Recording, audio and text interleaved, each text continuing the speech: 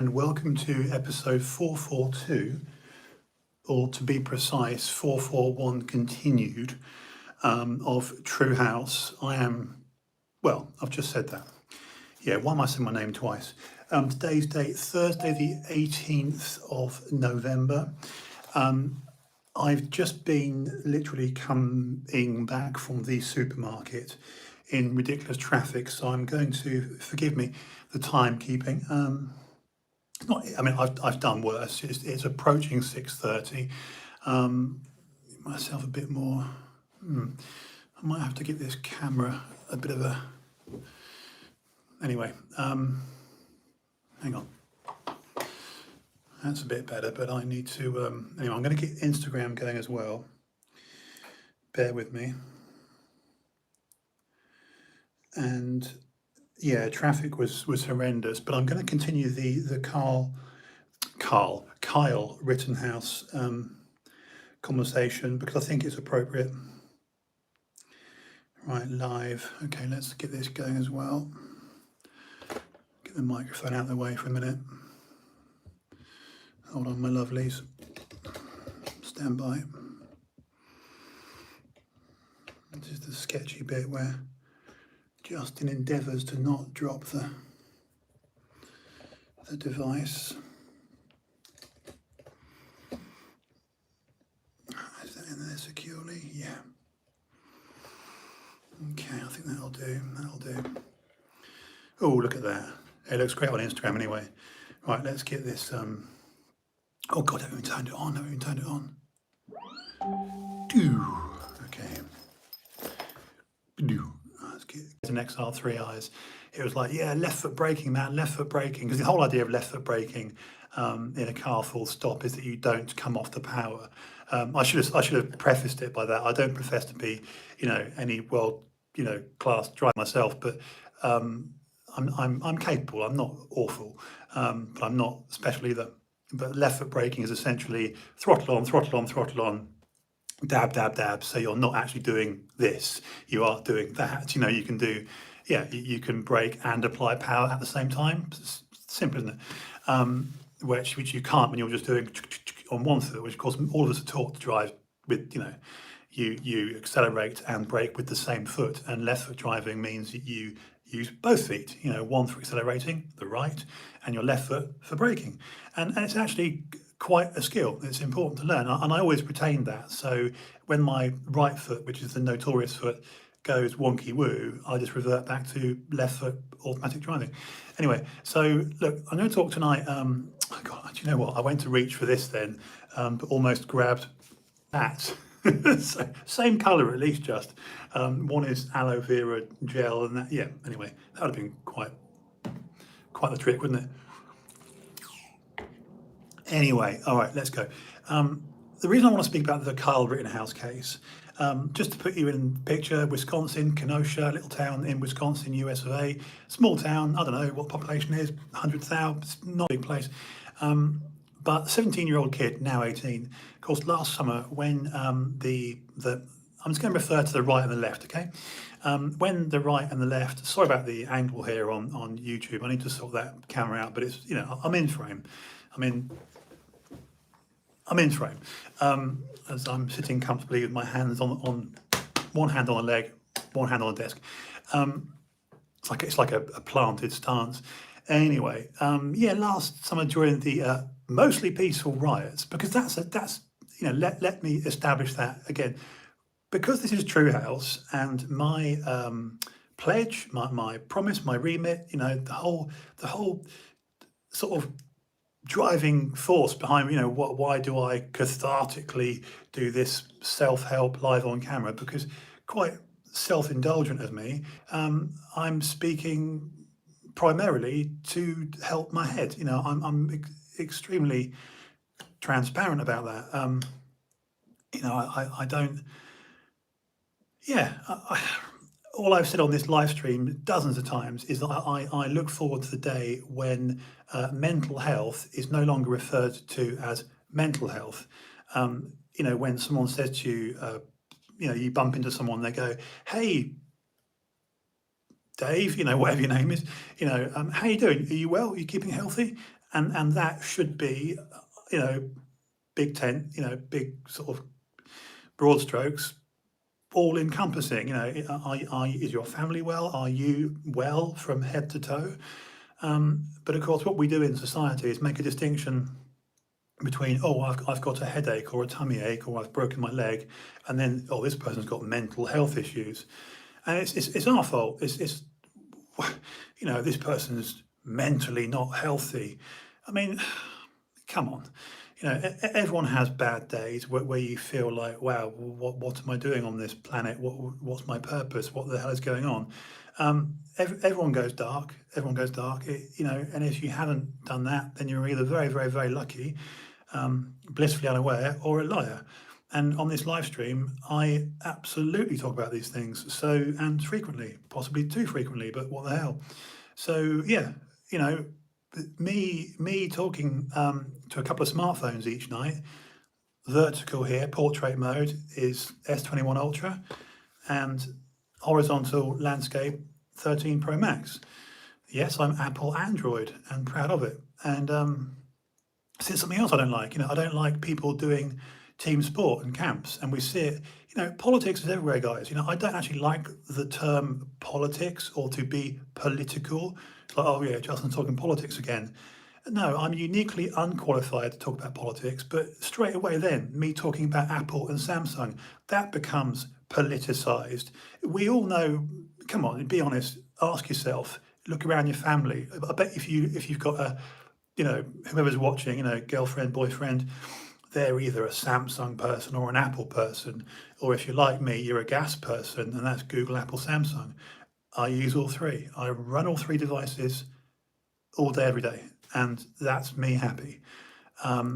Yeah, and no, I don't own any of them. They're contract phones, and they're all my daily drivers, and the Apple is the sensible one, and the Google and the Samsung are just joy, especially the new Pixel 6 Pro. Anyway, that's an example of people going into camps, right, and being political, and we see it with COVID. Okay, that's something that's become ridiculous. We all know now, onto our third booster, if you're vaxxed, COVID's become a team sport. COVID's become WAPT. I use the acronym WAPT, weaponized and politicized, as opposed to the song. And we're seeing politics now with the Rittenhouse case, and of course Carl Rittenhouse, the kosher shooter. This is how disgusting it's become. The current POTUS, President of the United States, Joe Biden, okay, this is where I find this unforgivable. I mean, let me give you a little caveat. I don't think Trump was all that. Trump was like loosey-goosey, right? But the difference between Trump and Biden is a cognitive one. Trump behaved like a cock, okay? Like a cock. You've only got to look at his Twitter feed. Biden, comparatively speaking, is actually mentally struggling. He's cognitively in serious decline. I mean, this is not subjective. This is not my opinion. Like, oh, I feel subjectively that Joe Biden's a little bit whatever. No, you can make that remark about Trump. You can say Donald Trump subjectively was a douche. Some people loved that shit. A lot of people didn't like it. They were like, dude, you're a tool. I was one of those people. I thought Trump's behaviour was often absolutely ridiculous, but I did like a lot of his policies. See, I can make that distinction between the two. It doesn't take much, You can look at what leaves someone's mouth and you can say, what a complete tosser. Meanwhile, look at the actual deployment of policies. Some of the policies he did were shit up. They were very good. The evidence now is in Biden making a point of literally screwing up Trump's policies to be contrary, to be opposite to. And he's obviously, ideologically radicalized. He's been possessed by the sort of radical LARPing left ideologues, possessed of a radical ideology, which is not what's the word? Not congruent, not complicit, not conducive. It's not conducive to capitalism or actually a functioning society. And whether it's what Americans were paying for their Christmas turkey or their petrol prices, but they're in trouble, and they're going to continue to be in trouble because the country is in the grips of a leader, arguably elected. Let's not even go there, but let's be honest, it was again, the media have run this, and the media continue to run it. So that lets me segue into Kyle Rittenhouse, because what we're seeing subjectively, the subject of Kyle Rittenhouse is it's a topic that's divided the country. Now, I'm an American fanboy. I speak about this on this live stream all the time. I've repeatedly conveyed this, and I will continue to convey it. I make no qualms about doing it. I'm happy to say this. In fact, I'm proud to say it, proud to be an American. I'm a Brit. I was born in the UK. Obviously, I sound and look British, etc. But and I'm not just saying this to be like, oh yeah, Justin's channeling like American, and I'm going to start saying things like water, rather than water. He's needed to work on my accent there. But seriously, I have loved America all my life, the culture, the diversity, and how eclectic it is, and I continue to love the land. That's not to say, by the way, that in the UK we haven't got dramatic, often superior heritage, history, architecture, stories. Law, as in LORE. Countryside, etc., etc. The list goes on. There's some uniquely incredible prospects about the UK. But the reality is, we fit into Texas a couple of times, so it gives you an idea of scale. And I think it's 2.5 times. I'd have to check it on Google. But, we're comparatively speaking, a very small country. I mean, America have got 380 million. So, but that's just the number on their paperwork. The reality is that's more like 400, 420 easily. A lot of people. And, the 3 years I lived in Venice Beach, Santa Monica, I loved it.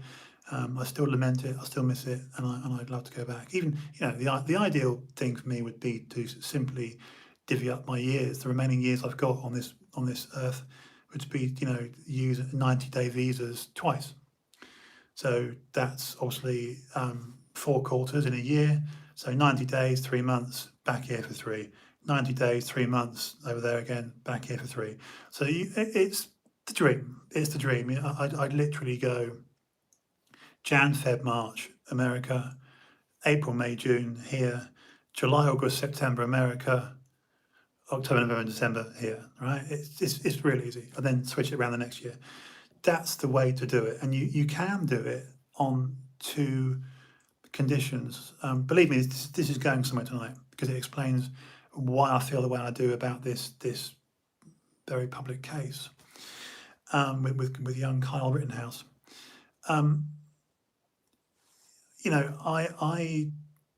Look, I don't care how silly this might sound, and anyone watching would be like, what is that plank on about? But in this sentence right now, as I sit here before you, I can smell, like I can just with a vivid, sort of visceral memory. If someone said to me, Justin, can you smell in your memory now the tarmac at LAX? I'd be like, absolutely, absolutely. And the air at Venice Beach, and the smell of the salt, and the air, and I actually can. I actually can. Or even just doing the Orlando thing, even just as a complete tourist. Yes, I can. I can actually hear and smell and taste it. And I've got several lots of extremely, extremely beautiful friends in America.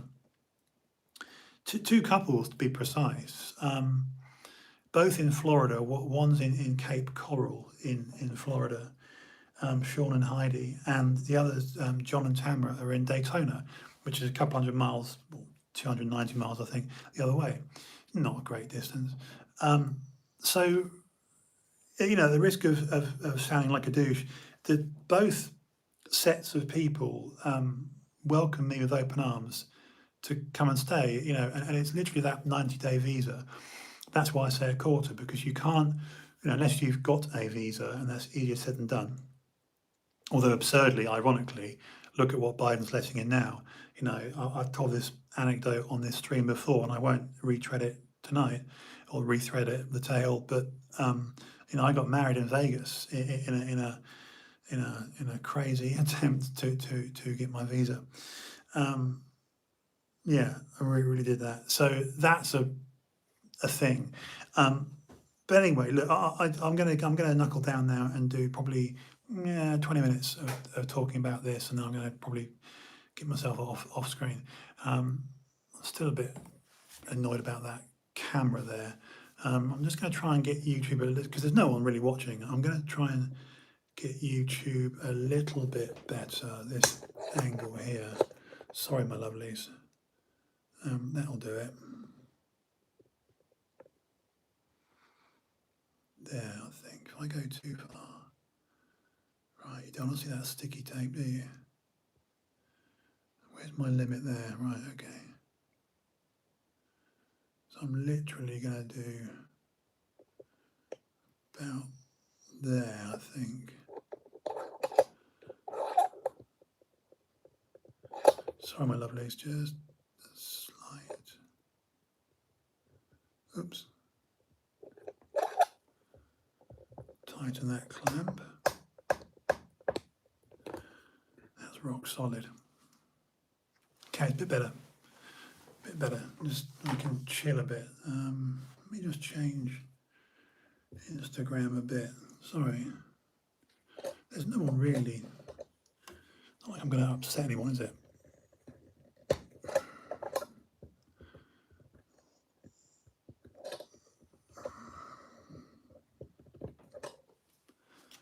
That's better. That's all right. Yeah, I just literally go by my shoulders end here, my wants. Great shoulders. Anyway, that'll do. Okay, cool. So look, the Carl Rittenhouse case, the Kenosha case, the jury are currently out for, oh gosh, someone help me, deliberation. Have any of you watched? I don't know who I'm speaking to. So, the jury are deliberating. This could go on for days. Well, no, that's not true. Excuse me. Hours or days. I don't know how much this is like the movies, isn't it? When we see you can't handle the truth, said Jack Nicholson to Tom Cruise and Demi Moore. A few good men. Thing is, guys, again, we're at a point of what I call real script flipping, true script flippers, where the truth is stranger than fiction. And I don't know how you dudes feel about all this stuff, but this is why I certainly can't put much credence on the news.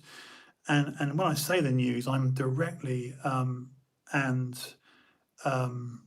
explicitly referring to mainstream legacy media. So I struggle to say media because I always replace it these days. I've stopped using the word media, and I either use the term needia or smeardia, because it's pure propagandistic bollocks.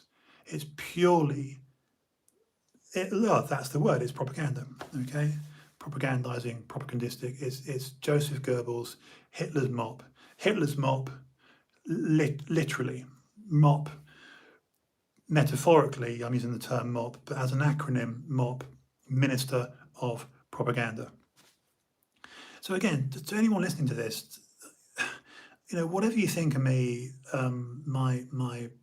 my style of speaking, and again, like the weirdo I am, I'm I'm conscious and cognizant. I'm wary enough, because everyone's sort of self-aware. Even people that just go through life and they profess to be, oh man, I don't think too much about it. I'm just totally like, whoa, go with it, man. They're the ones that really analyze themselves a lot of the time, and I'm redonkulously self-critical.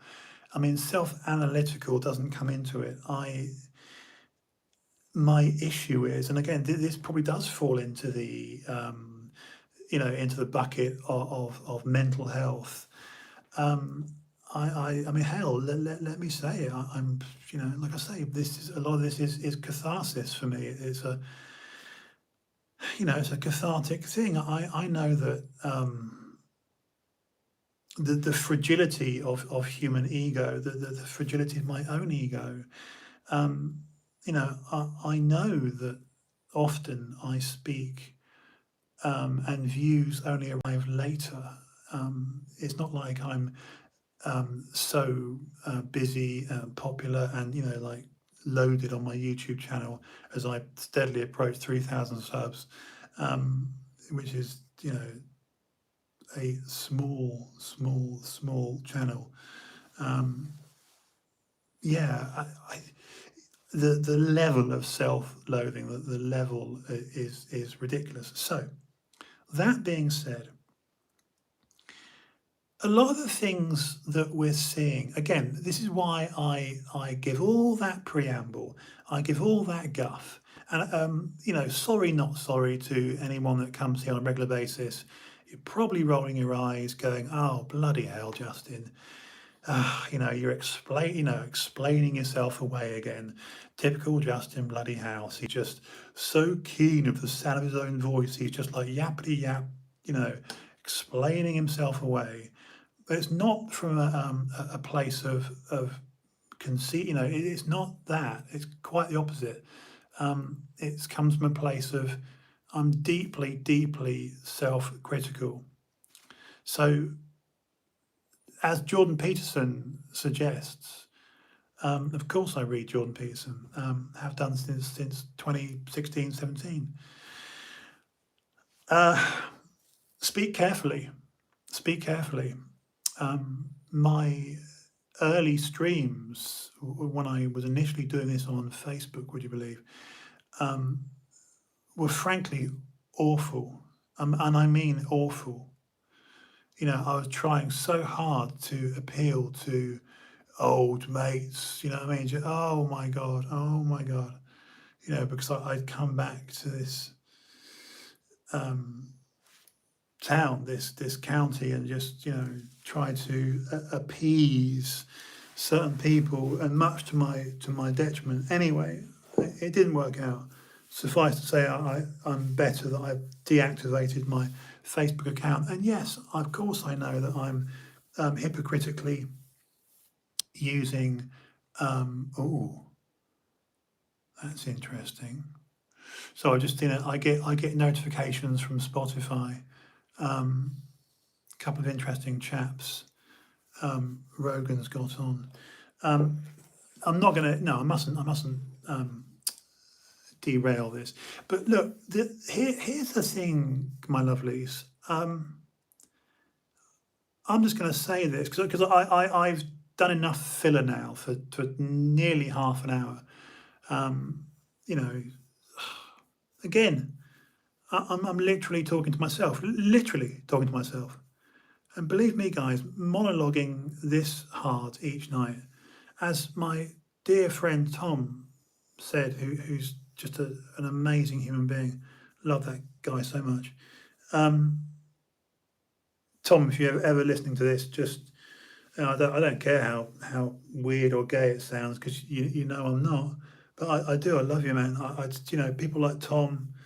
I've got Nin, Steve, Tom, brother. My God, so lucky to have literally 4 guys that they accept me for what I am, and I just have my own brother. My relationship with my brother is his kidney's in me, for goodness sake. My brother's kidney is in me, keeping me going. I mean, thank Thank you, brother. My American friends, Sean and Heidi, John and Tamara, literally love them. I'm just going to say this because I know it's not attached to tonight's subject matter, but it's coming out of me, so I'm going to say it. I don't care if I embarrass myself. You want to fast forward, fast forward. Um, and I'm not going to get all emotional and silly. I'm just saying it because it's just come to mind. Just in case they watch it, I want them to know.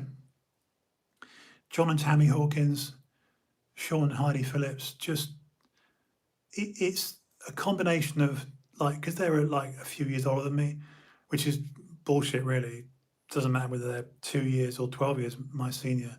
They don't feel like parents. That they feel like big brothers and sisters. I've literally that's how spoiled I am. I've literally got two addresses in Florida that I could ring up and go, "Do you mind if I come over in a couple of weeks? Are you sure? Is that cool?" And they'd be like, "Yeah, man, take that spare room. Just you do that." It wouldn't be like, "Oh, well, we need 6 months to accommodate you." They're just cool people, man, and I love them. I actually love them. Like love them. Like I would live with them in if they'd have me indefinitely. I'd be like, right, what's the rent? How do I contribute? What do you want? I'm staying, and you won't know I'm here, and I just want to be near you. I mean, these when I makes me upset. I said I wasn't going to get emotional, but obviously my parents are dead, of course, and my family. People go, "Oh, yeah, so and so's got a family." Well, my actual family is my brother, and that's that here. Um, Seriously, I'm not just being like a twat, but that's that. I've tried to make contact with other parts of the family, but there's only so many times you can embarrass yourself by reaching out and I'm not doing the martyr bullshit either. I'm not. I've made legitimate calls, voicemails, texts, and using their children to be like, "How's your parent?" Just it doesn't matter. It's my mum's side. It doesn't. It is what it is. I don't. I love them, but they're just not. I don't think they're that interested in hearing from me, and that's I can't take that personally. I just got to be like, oh, cool, man. Maybe the attachment was that they were accepting of me when I was, my parents were alive. I don't know, but it is what it is. So my actual family here in the UK is brother, um, and then I've got literally, um, yeah, four people. I'm missing out someone. Uh, Nin, Tom, Steve. I'm blanking. I'm blanking. Anyway, I don't know why I've put myself in this rabbit hole. I've painted myself emotionally and verbally, into a corner here. So let me back out of this. But yeah, I don't know. Just I'm very grateful for what I've got here. Who I've got here. Um, so all that being said, which is not attached in any way to. Uh, but hey, it's TrueHouse, and I will not lie. As I told my friend Steve today, we're texting away. I was like, I will not lie on the stream. Yeah, I don't. Yeah, I don't know, man. I don't know. I just tell the truth.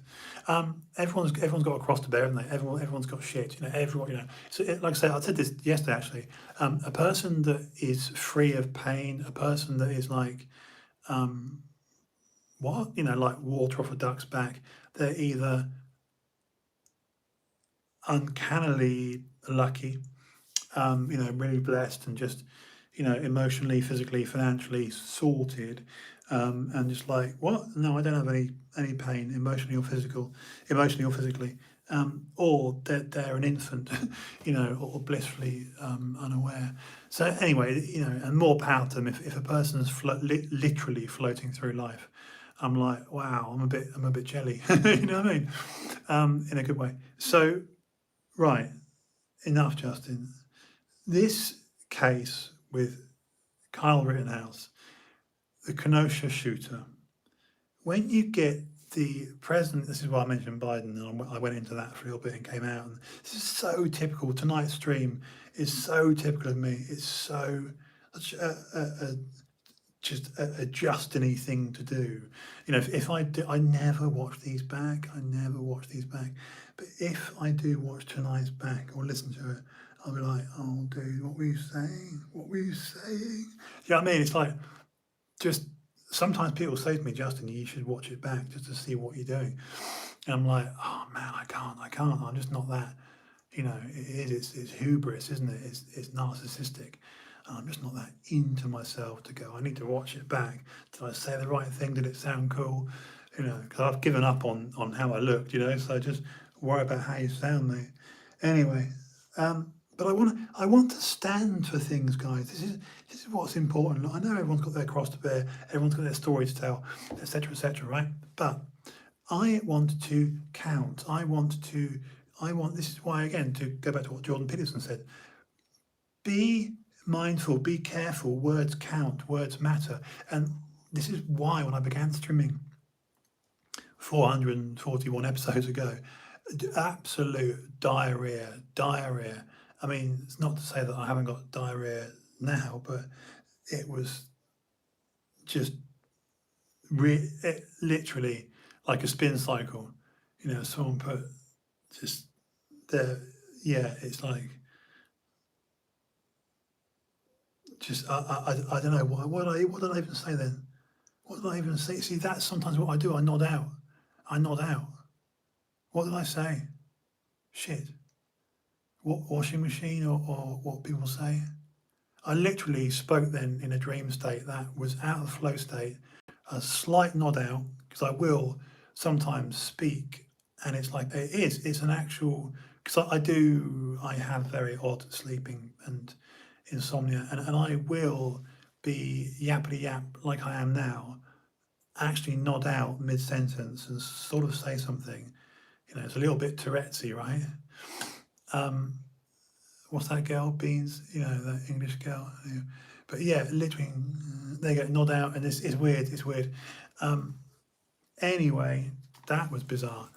So, all right, I'm probably going to just do 10 minutes on the Carl Rittenhouse case and go, embarrassed. Justin's meditated himself again.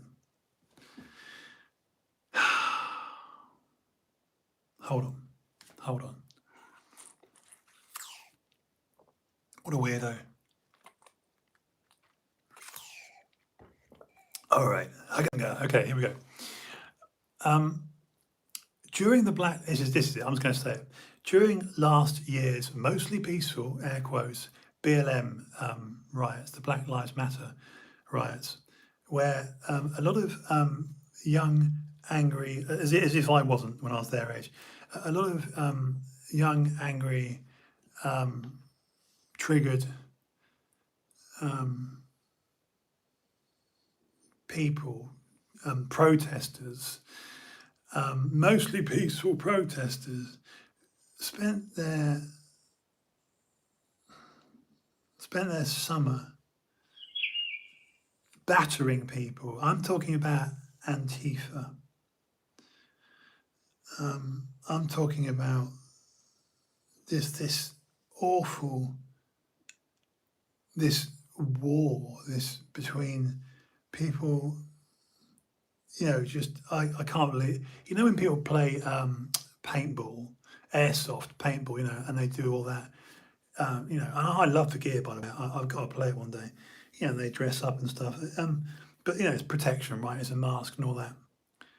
People do that, and they go out for peaceful protests, yeah. And they set fire to towns. I mean, literally, this. Let me scale it down to our own community. So I live not far from, it's like the main sort of BH Bournemouth postcode. You know, I don't know, 8 miles away from the town centre of Bournemouth. That would be like me and I don't know, a couple of dozen mates getting dressed up, you know, with literal fire, right? Bricks and bats, and just you could literally, yeah, you could literally send, in. Sorry, I'm getting zoned out now. You could literally send in. Come on, Justin, get back to the apex of it. This is my own fault. I've stitched myself up now. I've done 38 minutes of talking bollocks. And while I should have peaked, and this is why I am fantastically flawed. Talk about off book. This is the off script. There is no script. Um, you know, solid. But this is absolutely warts and all. This is,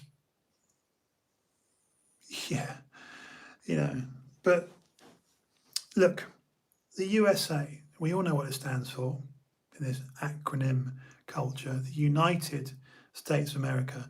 And when that Biden chap took his inauguration, 20th of January, whatever it was, he's like, I'm going to tell you, yeah, because he isn't. He really is nodding out. He really is on stage like, come on, man, come on, Joe Biden. He nodding out. He's no, seriously. For come on, Justin, pull yourself out. Pull yourself out. Getting tired.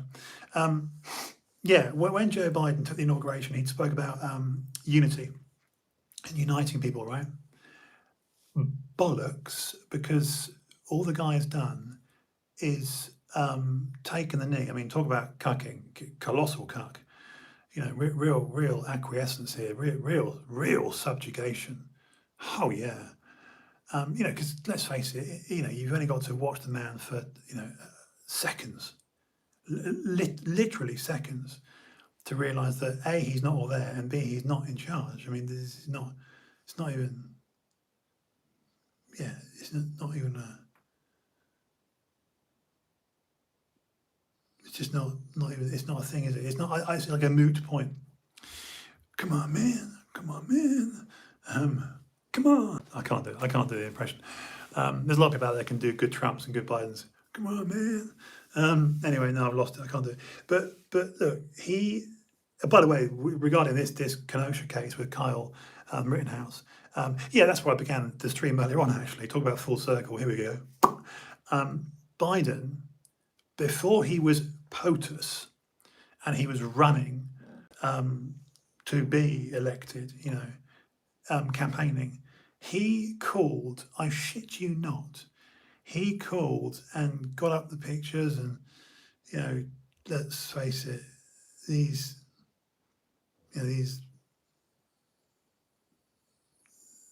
no, I've lost it. Damn it. I've lost a train of thought. I'm going to try and get it back. See, this is where I'm getting tired.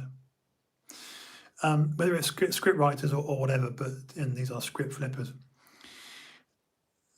Biden said of Kyle Rittenhouse when the media, the smeardia, painted this picture that Kyle Rittenhouse was essentially an aggressive young man, a white supremacist. Now, there is a difference between a white nationalist and a white supremacist. Now, I think I've got to get this right, but I'll endeavour to get this right. A white nationalist literally wants a white. Is that right? A white nationalist wants. Hang on, let's get this right. Come on, just nodding out. Yeah. A white nationalist wants the Hitler-esque removal, and I am tired now. It's really hit me. Sorry. The eradication, the removal, the whitewashing, excuse the pun, of another race to a literal replacement system. So however they're removed, people of colour would go, and a white nation would be what the name suggests, an actual white nation. That's my understanding. Again, this is TrueHouse. If I'm factually incorrect, I'm factually incorrect, and I'll be like, my bad, I got that wrong. but that's my opinion. That's, you know, I'm doing my best to say what I believe a white nationalist wants. Could be wrong. A white supremacist is a person that obviously believes they are the, you know, an air of superiority and are the supreme race. That's white supremacy. You know, I is better than you. That's what they're thinking and saying. Obviously, Carl Rittenhouse is neither. But the mainstream legacy smeardia literally took this kid's life and was like, yeah, you like this life? You know, and just did that and just literally, that's what they did. So that's why I struggle to just blurt out, and I know I was nodding out. Again, I'll apologise because this is, as we used to say in acting off book at Sainsbury. Remember we were in Tesco Pitsy and you stowed it in the, oh, I did, yes, I didn't I just palm it or push it or didn't I scrunch things? Yes, you're right, Steve. Again, you were so lovely to me because that was when I was absolutely on my arse, living at Chadwell St Mary in that god-awful, stinking 13th floor high-rise, of which Amy and our little love nest was on the 11th floor.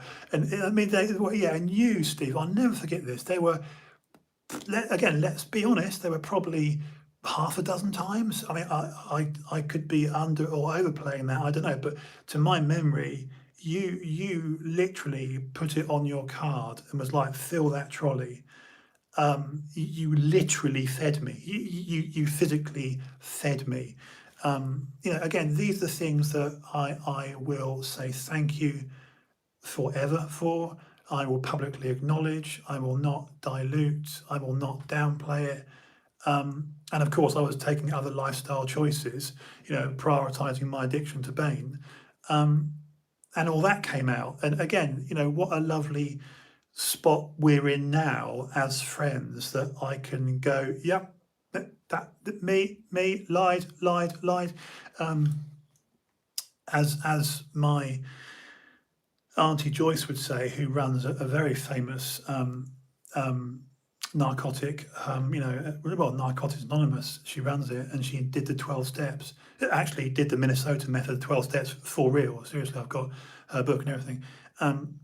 You become master of the half truth. And when you knew Justin using Nubane, that was Justin half truth. You know, it's like, oh, where are you going, Just? Oh, I'm going to see a bloke about getting some supplements. Translated, I'm going to go and buy Nubane with money that I've got from personal training and selling supplements that should be going to pay rent and, you know, wages and utilities and petrol and food and life. But no, it's going back in my arm. You know, I mean, again, this is the reality of telling the truth, and why this stream is me grassing myself up. It's cathartic. It's me going, yep, that's what I did. But look at us now. Look at us now. You know, you are a husband, a father. You know, talk about come good, Steve. You know, you have, holy shit, you have done it. You've actually done it. And although I haven't done that, what I have done is to be right. Is to straighten myself out. And you know, yeah, you know, without getting too emotional. You know, the last 14 years of no let up in you know the medical smorgasbord of stuff. Although I'm better now than I have been for, you know, over a decade. I actually, it's not me theorising. I actually know I'm better. And if you were to look at my blood work, you know, it's like Justin's blood work now, approaching 50, you know, this very clean person now versus Justin at 35, you know, on what, 4 shots of sus a day? Again, not going to lie. I literally remember doing, it's a bit random, but a pair of shots of sus in that one and in that one. Again, you know, I'm not here to lie. I've said repeatedly on this stream, I would sooner offend people with the truth, no, not offend, insult. I'd sooner rub somebody up the wrong way with the truth than delivering a half-truth bullshit lie. I don't think anyone on here is stupid. I don't think anyone on here that's prepared to listen to me for 30 seconds or 30 minutes. My debt well, I decided to put this on, myself. My I can't think of a clever word. My thing, my pledge is to go, right, Justin, you won't lie to yourself or them. Whatever the past, I only look back at the madness of my brother, and you can tell steroids, I only laugh. 2-minute test into each bicep and say, yes, so I've got to read fast because the comment just melts away. Actually, Steve, do you know, you mentioned enanthate. This is why, again, one of my unique selling points, if I can just big myself up, is it's anecdotal, and I'm not going to come on here and go, well, I'm an endocrinologist, and let me recite the Krebs cycle. But anecdotally, and the company I kept, and you've walked into those rooms, you've walked into those gyms, the names that we can all drop. But yes, I did some serious flight time, and like I say, it was Ernie Taylor. I never forget. I was actually putting John was there, Hodge. I was actually doing Ernie. Sounds dodgy. Ernie's back. Because he big black. Ernie actually had very bad skin, by the way, very spotty. But Ernie told me, I think we were at Harrow, or where were we? It was a seminar. It was a chemical seminar because Kerry had just sponsored Ernie, and I was really envious of Ernie because Paul Borison was still alive then, and we had released these blue and yellow chemical warfare double-hooded track. You ever take Nolotol? Yes, with the Lord my witness, I used to keep putting in my biceps just to get that horrendous cramp. Isn't that is that Esicline? Is that the trade name for Esicline? I'm not sure, because I can't think if I took that, because that's not a generic, is it? I mean, what I'm saying is that's a brand name, isn't it? Like oxymethylone is obviously a NAP or Anadrol, isn't it? Oxandrolone is a NAPOLAR. So I tend to know generic names, not necessarily trade names, but doesn't matter. But Ernie, because obviously Ernie had those trademark Ernie arms, but a lot of it was hanging tricep. And he started to inject his outer quad, Steve, the vastus lateralis, for the quad sweep, because Ernie's legs weren't all that. John will back this up. It's actually a very nice guy. I got to say, Ernie Taylor was a very nice guy, and as you found out with Charlie, he was legitimately a hard bastard as well. Inflammation to the muscle cells, temporary size gain, total onto waist. Right, yeah. Well, this is why these meds, these drugs are good to literally stage time. Like photo shoot now, you're going to look like dog shit tomorrow, but you look great today. I ended up putting oil on Ernie and patting him off. That sounds so bad, patting him off. But he explained prop, enanthate, and it was, he believed, because obviously we had Esicline, but we had a lot of synthol too. And I actually met Chris Clark, the original inventor of synthol. It was MCT, medium chain triglycerides, shark cartilage, collagen, alcohol, and there was benzomethyl propionate, something or other. But one of the ingredients was propionate. And the argument with, as in discussion with me and Ernie, was what's better, enanthate or propionate? And then Kerry sort of chimed in on the conversation, and Borison was there. I'm certain John was there. I'm certain, because I think John and Ernie were posing together, obviously different body weights, but John was always never off, was he? The good thing about Hodgson was that because he was so meticulous with this, Hodgson was, God, I should be discussing the case. Doesn't matter. Hodgson was always ready to literally pose. He's like, yeah, I'm good to go, with a hairy back. John had a terrible hairy back naturally. Anyway, I'll never forget Hodgson's erectors, fantastic Python-esque erectors going into the glute there. But yeah, Ernie was a fan of enanthate, and I ended up having my love affair with good old made in Middlesex, Steve. And this is to me, this is the holy grail of steroids. And I've always said this, and I will continue to say this. The holy grail of steroids, obviously trade name Viramone, actual name propionate, but British propionate. It had the red and green neck. They were 2 mil. They weren't that viscous in terms of the viscosity, the thickness. You know, the viscosity compared to, say, Sust. You know, Sust was more like gloopy. You know, Testex, Leo, obviously enanthate and so on.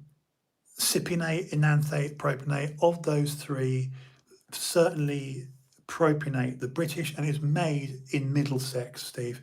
Literally made in Middlesex, and it said so on the address on the box. That stuff, a full metal jacket, you know, two fives, a box of 10, 2 mil shots. I think there's like 125 mgs per mil. Again, and you know this, Steve, and I remember having this discussion with you and John, either together or separately, but the general consensus was, and this is, you learnt this the hard way, as did I, is to be deeply skeptical of high milligram per mil gear. And again, at the time, you know, it was like Testo bollocks, you know, whatever the name was, you know, Testo Bowl 2000, you know, and it was like literally, you know, 300 to 500 mgs of active delivery per mil of said viscous fluid. And then you think, why be so high? You know what I mean? It's true, isn't it? Exact case, well done, exactly. But you know, and I know, that a 75 to 125 mg per mil shot of British Viramone is infinitely superior. Right, Steve, right, exactly. You know, and I remember telling this to Scott Horton, and I remember having, because of course, as a A12, you know, A12, A13, M25 salesman, right? You know, all these deals I was doing, and you know, because we were around together. You know, obviously you were going to London each day and doing a proper day's work, and I was, you know, with my ridiculous leg and just, you know, having this dodgy lifestyle. But yeah, it's funny, you know, because as a walking cautionary tale, because one of the things, I spoke about this briefly last night, and again, I feel it's my, you know, I've had this discussion with Tom Reeder as well. If I'm going to put myself into any category, as well as, you know, a truther, you know, it's like, well, what's Justin doing online? Well, he's just not lying. There you go. He's, you know, if you watch Justin, he will absolutely say the truth at all times, on any subject. Is to be a cautionary tale as well. It is to explicitly say, these are the things I did that were frankly dumb, really fucking dumb. You know what I mean? And to this day, this is why I don't denigrate bodybuilding. I have a dislike of people that have been in underground enanthate, 1,000 mgs, so right, a gram a week, as science tested, so 800 mgs a week, I could barely move. Well, exactly, yeah. Talk about the saturation right there. That's it, Steve. You know, once you're going into a gram amount, you know, I never forget this discussion with Chris Cormier. I was sat actually with Melvin Anthony, Paul Dillett, and Chris Cormier. And to give you an idea of doses, and I remember telling people, it was then I realised that the doses on the tin were never what they were. Exactly, Steve, exactly. That leads us to testing, you know. Oh, so you've got a mass spectrometer, have you, in your garage? No, you don't. No, you don't. Again, how often did you hear gym owners saying, oh yeah, I've had that tested? You know, what, you've actually got a government lab, you've been to what, Cambridge, you know, and you've got an actual, you know, what a mass spectrometer is, as the name suggests, a mass spectrum, a spectrometer, where you put in the vials and you spin it up, sort of thing you see on BBC when they're testing for HIV. You know, you don't have that in your garage, mate. Yeah, but I bought the raw powder from China. I got the raw stuff from, yeah, okay, I get it. But you're still basically doing a bit of this. It's what Borison did, mate, in the 90s, you know that. You know, that's the good thing about you and I, Steve. We can say the explicit truth. Yeah, a lot of these things are 30 to 60% out. So I was deeply suspicious of high dose mig to mil ratios. And again, call me an armchair expert, what they call it, whatever, quarterbacking, but it's anecdotally lived experience. And to your comment there about doses, this is why I should really do a series of these, and this is why to have a Dorian on and Chris, and to try and get some big names on here, because it would warrant a very intelligent conversation, not a fanciful conversation, but just an intelligent one. John would be good. But less is more, and this is one thing that Dorian was good at. For example, I can say with confidence, and I'll, at the risk of being, I can't think of the right word, but we've had some losses, obviously, in the community recently. That won't happen to Dorian. That won't. He's 10 years my senior, so that means he's 59. Wow. Now there you go. So in fact, shit. Has he had his birthday in August? Or is it next August? It's either now. I've actually blanking on. No, he's Capricorn like me. Actually, absolutely. Has it kicked off? It has. Oh, because I've been watching this all day. Okay. Is that interest? So is it a missed? It's October, right? Okay. So it's last month, because I always forget. I thought it was the 4th or the. I've completely blanked on his. That means he's 60, mate. Either 59 or 60, and he's looking very good. And he won't drop dead. He won't, because he's very well. He's very well.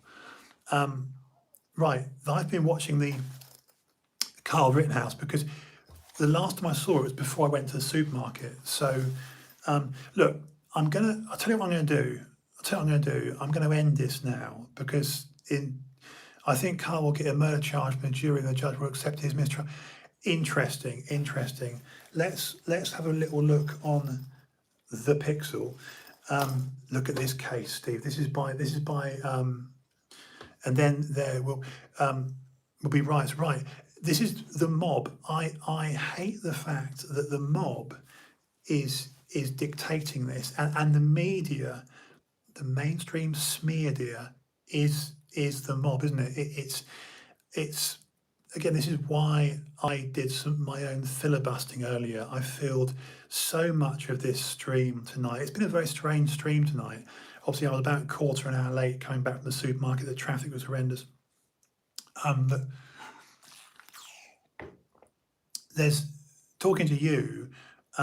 Nice case. I may get that. Please, I will do. This is. I've got to say. Spigen, Spigen, and Caseology, the quality of these, and absolutely beautiful. You know how I can't do it. I can't do it back to front. But anyway, the quality of these is just gorgeous. Look at that. One touch is beautiful. Down for the apps. Single swipe for I can never work it backwards. I can't. And then if I want to go YouTube, just double tap to YouTube. There you go. But I'll send you the link. This is Caseology. They're very good. Better than Google's this year. Google have dropped the ball this year with cases, but this is lovely. It's beautiful fit and fitment. You can see this sort of, quilted effect. It's really classy. It's beautifully made with good. You can probably see that, Steve. Can you see this here? It's got a lovely. It's really well done. It's really well done. It's beautiful, just right. But I'll send you the link. Frankly, Steve, it's better buying these 11 quid, 12 quid, 7 quid. And you look at Google's at 25 quid. But if we buy it from the store, it's 23 quid. Yeah, exactly. I mean, this is, dude. I don't mind admitting, I've got in my cupboard, I've got 4 or 5 cases already. The most expensive was £11.99. The cheapest was 7 quid for that lovely fabric one. And I'm thinking, actually, I've got 4 cases here. interesting, Pixel, Google themselves are selling on their own Google store a leather case for the Pixel 6 Pro, but it's not theirs. In the same way that Apple sell OtterBox, Apple sell Beats, obviously they own Beats, but Apple sell Mophie or Morphe and Garmin. You know, there's other manufacturers. You know, Osmo. Apple sell other manufacturers as well. The Google store sells the Bellroy case, Bellroy, Bellroy, and it's like 40 quid, 45 quid for a leather case. And it does look lovely, but it's a lot of money, you know, and it's minimal protection. And their plastic case for ours this year is 25 quid. Meanwhile, Spigen and Caseology, those two makes, Spigen and Caseology, in fact, and KW Mobile, you know, 7 quid, 10 quid, 12 quid. I'd sooner have 4 or 5 cases, you know, at a cost of 50 quid for all of them, and go, well, I've got a silver one and a grey one and a fabric one and a black one, a thick one, a thin one, you know, lovely, lovely. So yeah, I'll send you the links. In fact, I'll send you links and photographs of what I've got. And it's, you know, I'll have this on for 3 days, and then on Monday I'll put something else on, and that way they never get ruined, and it keeps your phone fresh, and it keeps your phone exciting as well. No, we've done well, Steve. We've got a good look. Just briefly about the Pixel while I've got you online. It is flawed. Okay, it is. It's flawed. And that's coming from me, all right? And I, you know, it's an imperfect phone. Here's the thing though, right? So's that 13 Pro Max, and so's that S21 Ultra. One thing I will say for Samsung, right?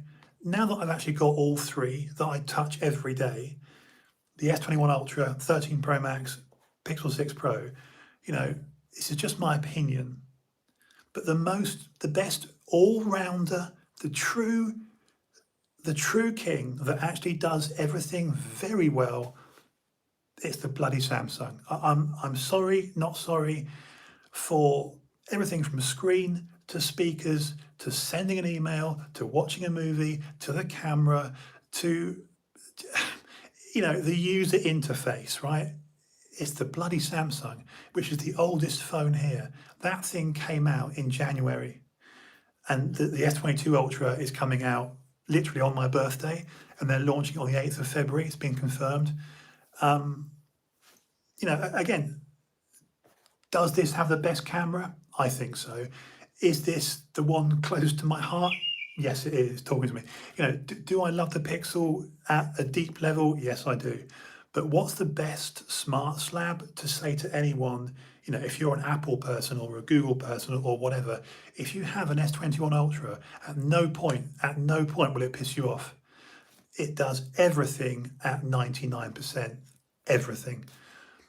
So congratulations to Samsung. I've never held a smartphone that ticks 9 out of 10, 9 out of 10, 9 out of 10, 9 out of 10, 10 out of 10, 10 out of 10, 9 out, you know, it's literally like 9.0, 9.5, 9.0, 9.5, 10.0, 9.0. It's, you know, whereas the Pixel and the Apple, it's like 10, 10, 5, 10, 9, 4, 10, 10, do you know what I mean? It's got some, but here's the good thing about our Pixels. We get updates. Did you know that the front-facing camera is enabled for Face ID, and the back one, the back 50 megapixel one, it can take macro photography where it zooms in so close, because it hasn't got a macro camera, and my Apple does, and so does the Samsung. But it's enabled, the hardware can do it, but Google need to enable the software. So you watch what happens in the next 6 months, Steve. I guarantee you, because I had the 2XL, the 3XL, the 4XL. Obviously, you had the 4XL. I'm not sure if you had the 3XL as well, but I took on Pixels from the 2XL onwards, every model. And one thing that Pixel do better than anyone is to give you that immediate Google software before anyone else. because they own that shit. So a good phone, which is what we've got now, trust me, Steve, by May, May next year, like give it another 5-6 months, we'll be like, oh, look at the battery life, look at the front camera, look at the, you know what I mean? It'll start doing things. Oh, the video's improved, the stability's improved. Honestly, Steve, trust me on that.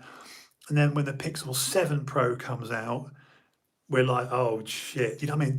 You got to remember, this is their first attempt. This is their first attempt at a true flagship, They've never gone this expensive before. They've never gone this premium, have they? So it's worth it. It's worth it. But for the record, I'm admitting that the best all-rounder for now is the S21 Ultra.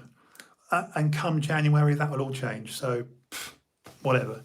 And then along comes our Pixels delivering software update. Yeah, we'll be fine. Anyway, just quickly on the Kyle Rittenhouse thing. What I was saying earlier, I got a bit emotional, everyone. I got a bit sort of tearful because I was talking. I mean, how yeah, exactly. Steve, I'm so glad because I had a little bit of a moment, like, you know, when we were actually ordering them. And I never forget, you said to me months ago, Justin, I'm going to get it in February when my contract runs out.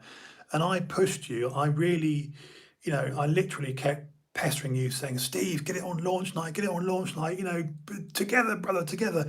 And I felt a bit like shit. Am I pressurizing him? You know, and then when you said to me, look, you'd never actually got on a phone on launch before, I was like, oh, he's got to do it. You know, if it's not breaking the bank, if it's not really like, oh Christ, this is, you know, 100 quid I can't do, you know. And, you know, February, come on, it's literally just, you know, so your contract was due up soon anyway. And I wanted you to experience the excitement and the trepidation and the ups and the downs of having a new thing and being first. And it will come good, Steve. It will come good. Googs are too big. They're too big.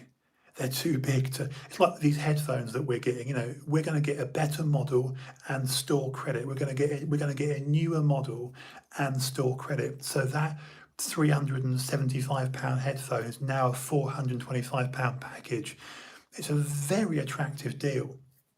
And bear in mind, our actual phones, you know, their retail value is what, £900, isn't it? So we've got a very good deal to have Google's greatest phone ever so far. And the other thing is, Steve, that they were 9 years behind Apple. Yeah, 9 years. You know, Apple started 2006, 2007, and Google didn't start till 2016. So people need to give Google a break. There's all these Apple, you know, and I'm using Apple. This bloody thing here is an Apple, and I love them both. But all these Apple fanboys are like, oh, the Pixel shit. I'm like, no, it's not. Have you used the camera? Have you taken a shot of countryside, of a sunset? Go out and shoot a sunset in a forest on your Pixel and tell me it doesn't look like a pro. Look at those shots I sent you, Steve. I literally parked the car, took the thing out, did this and went, click. Do you know what I mean? That was all I did. And I shot into the sun. I literally did that, you know, the old claw hand, the classic claw hand, did that, held the thing. And because ordinarily, I use these. This is the best 12 quid you'll ever spend. So you hold that. Obviously the phone goes in there. Yeah. So, and this is adjustable. So that, yeah. So that's your phone clamp. Phone goes in here, and you can hold it like this. Click, click. See how it's used. Click, click, click, click, click. It's absolutely fucking brilliant. Look, it's brilliant. And these handles come off. It's fucking brilliant. It's absolutely brilliant. So this can come off like that. So we can use it. It's absolutely brilliant, this thing is. I got two of these. I keep one indoors and one outdoors in the car. because if you're like me, shaky, it's fucking brilliant, mate. Better than any tripod. And obviously, it's doing that. And it keeps it secure. It's fantastic. You get all these things on Amazon. Brilliant. Become a pro. That's genius. Yeah, I will do. I'll send you all the links across. It's Steve. I had to recreate myself. I had to find, everything I use. Everything. Those microphones that Rogan uses, £375. This one, £79. It's like everything I use is just, it's you discover it, you hunt it out, you research it, you look at what other people are using, realize I had to do it on a budget, and then find to get good quality and cheap. And I really, but I'll send you all the links. Just briefly on the Carl Rittenhouse thing, what I got upset about earlier on was my love of America and the two American families, one in Orlando, one in Daytona and one in Cape Coral, Sean and Heidi in Cape Coral and John and Tamara in Daytona. And the fact that these two couples really feel like my American brothers and sisters, and I can stay with them for as long as, and it's beautiful. But I'm concerned that this media poison, this media, is creating a very dangerous narrative, and it's setting a precedent that's pushing division. And this is what Biden has done. And earlier I was saying, look, subjectively, we know Trump did say a lot of douchey things, but he wasn't cognitively impaired. Biden is objectively, cognitively in decline. He's taken the knee, he's cucked, because obviously he's controlled his puppet master, the radical ideologues, pressurizing him to appease these, protected class, these groups, and it's deeply disturbing, because we know that objectively, Kyle Rittenhouse acted in self-defense from the oh gosh, what was the state? Not is it Minnesota? Is it Minnesota? Wisconsin. Minnesota. Wisconsin. I'm blanking. Wisconsin. The Wisconsin law on what constitutes a long gun, the barrel of the actual gun. It pisses me off that people keep saying AR-15, AR-15. The media think AR is automatic rifle or assault rifle. It's not. AR stands for Armalite. So that's what an AR is. It's an Armalite rifle. It's not an assault rifle. And they've created this Call of Duty, this Call of Duty, first person shooter, and all this sort of stuff. That kid, he would have been killed. I've watched that video from 5 angles, 5 ways till sundown, whatever the expression is. And also, there's footage of him turning himself in to the police station, and he's on CCTV, Steve, with his mother, inconsolable. He is shaking and sobbing. He collapses in the interview room. He's turned himself in. The kid is literally a 17. Steve, what were we doing at 17? I was popping ollies on my skateboard. You were probably snogging a bird, or I don't know, whatever, but or football, or I don't know, whatever. But the point is, this kid took 2 lives out at 17, because if he didn't, he would be dead. He would be dead, and we know this. And the lefties and the media have been trolling him so hard as to, again, this is bigger. I mean, I think you said this to me about a week ago. This is far bigger than the Kyle Rittenhouse shooting. This is about, again, the media assault weapon, assault rifle. AR is an armor-light rifle. He admitted he bought the rifle because it looked cool, not too clever, but he's a young, naive kid. And the Facebook group he joined, he was into Blue Lives Matter. And this is where Biden and the administration and these lefty logs, they're so anti-American, Steve, because to combat Black Lives Matter, Blue Lives Matter, protecting the police force, they call them white supremacists. So my brother would be a white supremacist for being in the force, right? So nowadays, if you're an American person and you say, I like the police, because here's the thing, Steve, what if you or I went up to one of these radical Antifa BLM protesters and just bang, just socked him right in the jaw, what's the first thing he'd do? He'd be, I'm gonna call the police, man. 911, I'll call the police. I'm gonna call the police on you. That's the first thing they do. They wouldn't even want to engage and have an actual dust up. They would call the popo. And these are the people that were asking to defund the police.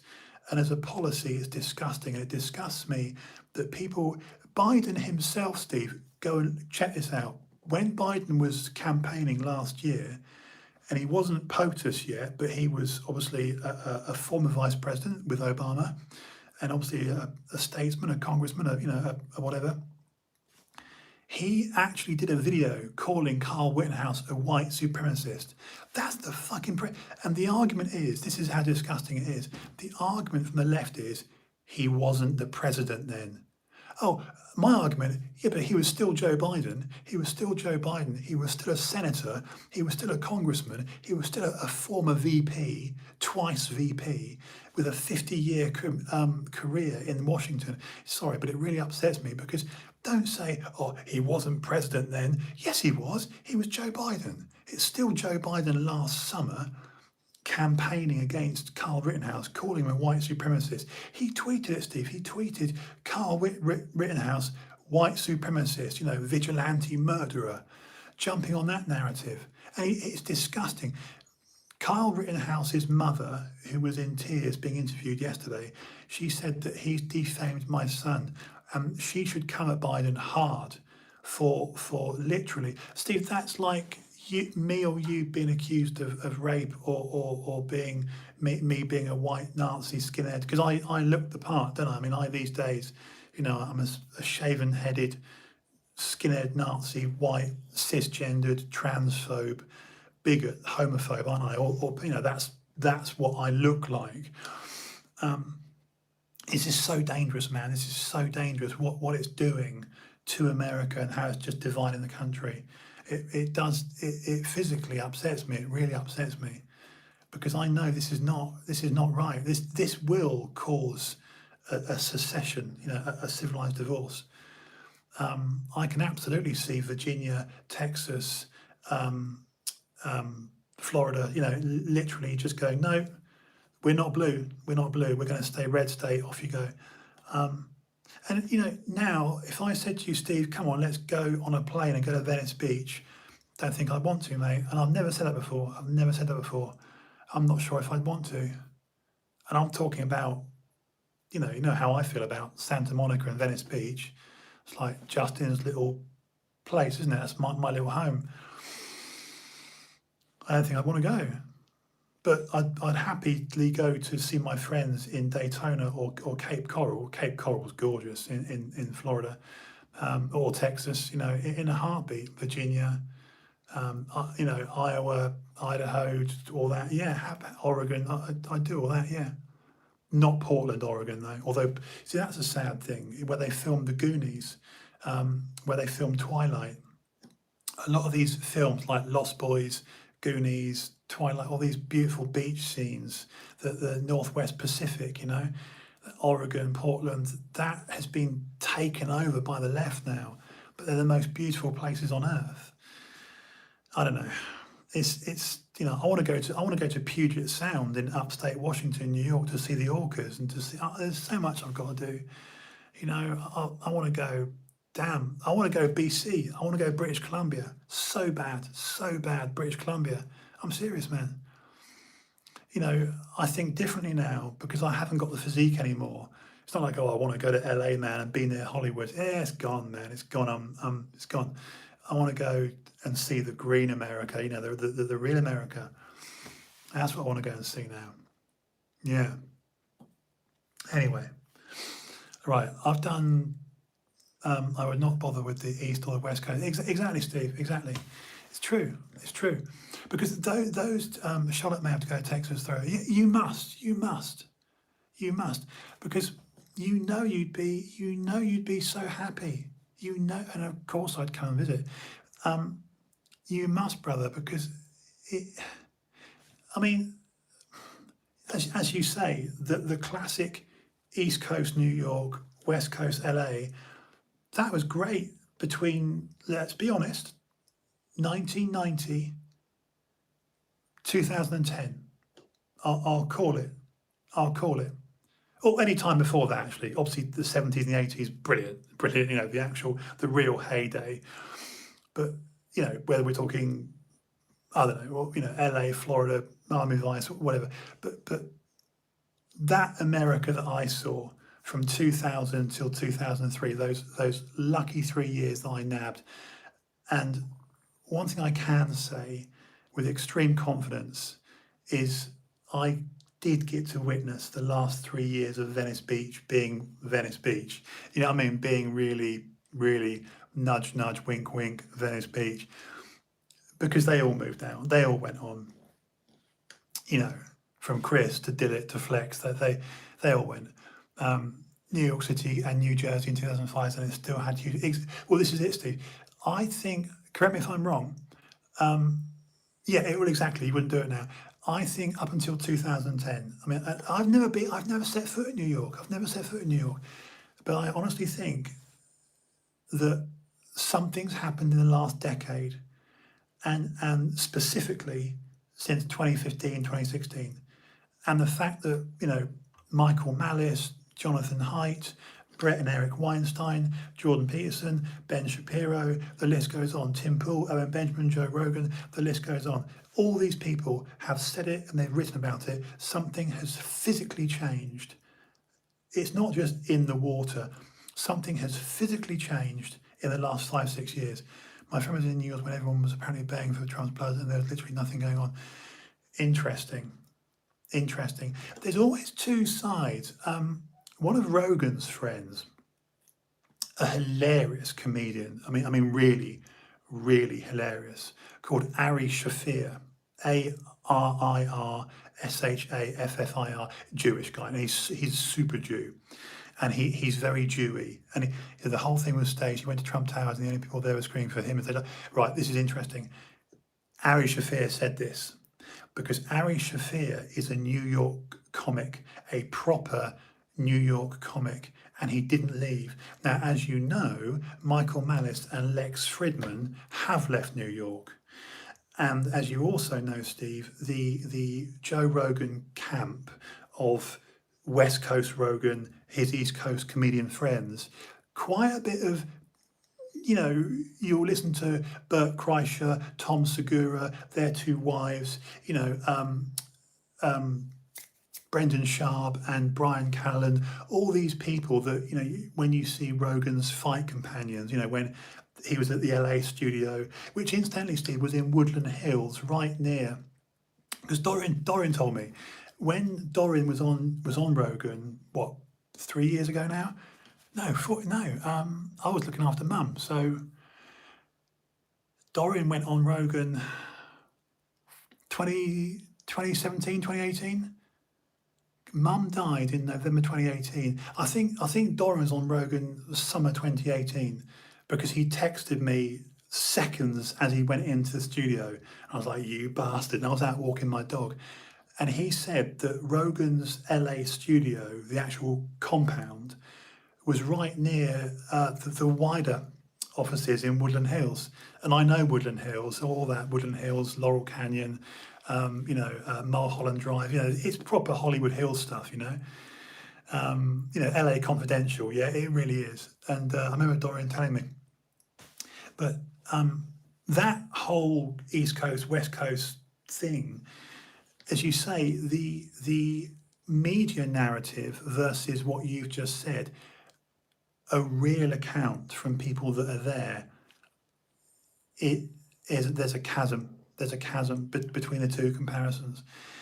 I think one of the things that you saw discussed on Tim Pool, on his live stream, which you could see looking at the reaction of Ian and Luke and Sour Patch Lids, and the only people in that RV trailer who were cool, which you'll notice, were Michael Malice and Alex Jones. Infowars, Alex Jones. But yeah, the only people because Alex Jones has known him for 20 years, has known Rogan for 20 years. Michael Malice has become Rogan's best gay friend, definitely. And they're a bit older. But if you look at everyone else in that room, beanie wearing Tim Pool, everyone else, they were like, oh my God, it's Joe Rogan, it's Joe Rogan. And what I did laugh at, and this can't be helped, I'm not being evil, he's obviously got quite a bit of muscle on him as Joe, isn't he? But he really is super short. When you, I'm not being mean. I mean, I'm 6'5". I mean, I sometimes wish I was shorter, but although I'm not crazy tall. When Rogan walked in that trailer with his black bomber jacket on, which you could tell was not an Oswald Bailey bomber jacket, was it? It wasn't a CNA or a Burton's bomber. It was resetwars.com. Yeah, right, exactly, the Great Reset. If you notice, when Rogan walked in, he's like, hi, when he first arrived, he looks quite weird. He's obviously got some traps and some delts on him, but it's a bit like that, wasn't it? It's a bit like, if I was like this, good evening, this is TrueHouse, and I'm like, no, he looked a bit no-neck, didn't he? He looked, what I mean? Like, I'm actually down here, really, but he was a bit like, hey guys, he looked a bit like a little Lilliputian, like a little hobbit. He's like, and this is why Owen Benjamin calls him the thumb. They call him Joe Togan. He looks like a toe or a thumb. So if you actually, he's got no neck, exactly. So obviously Owen Benjamin's 6'8", and all they call Joe, they just call him Togan, Joe the toe, because he looks like either your thumb, like that, if you look at your thumb, or a toe, just like a big toe, just his head, and literally no neck, right? And like a beaky dude in Despicable Me. Yes, 100%. 100%, yeah, like Fester. He looks like Uncle, yeah, absolutely, out of the Addams Family.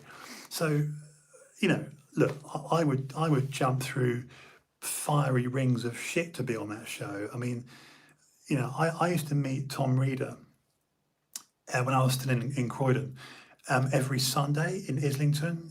We went to a Cafe Nero, which I always loved. Cafe Nero, it's my favourite. I still think Cafe Nero is better than any of them, Costa or Starbucks by a country mile. And Islington, which I love Islington, Sunday mornings, Tom and I would brainstorm in Islington Cafe Nero. And this was 2016, before I came down here.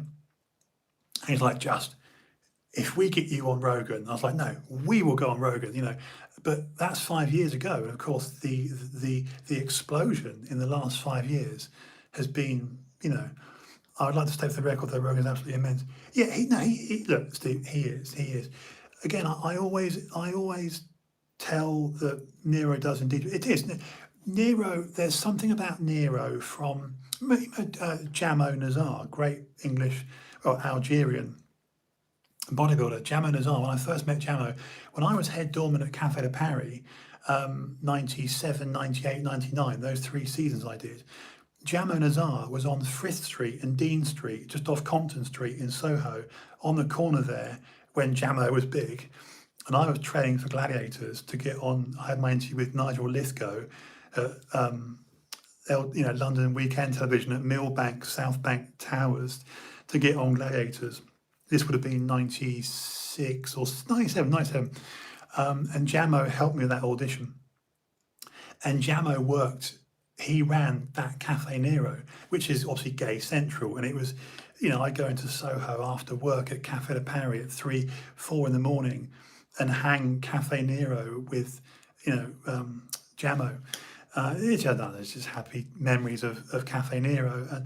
But look, it was Doug, like I say, it was Doug Kelly, Metroflex manager, that introduced me to the podcast. I wasn't listening to Heavy Muscle Radio with Chris Aceto and Dave Palumbo, and I wasn't listening to Rogan. I didn't even know what podcast was. And this was literally, because my first, just fun fact, my first ever, Steve, I don't think I've ever told you, my first ever session of dialysis was on the day we buried Dave, Dave Talbot, so the owner of Metroflex, who incidentally I was partnered with to open a new gym in Bromley. And of course it didn't happen. The idea was that Doug would stay on and run Metroflex SE26 in Sydenham, and I would be the posh manager of a new Metroflex.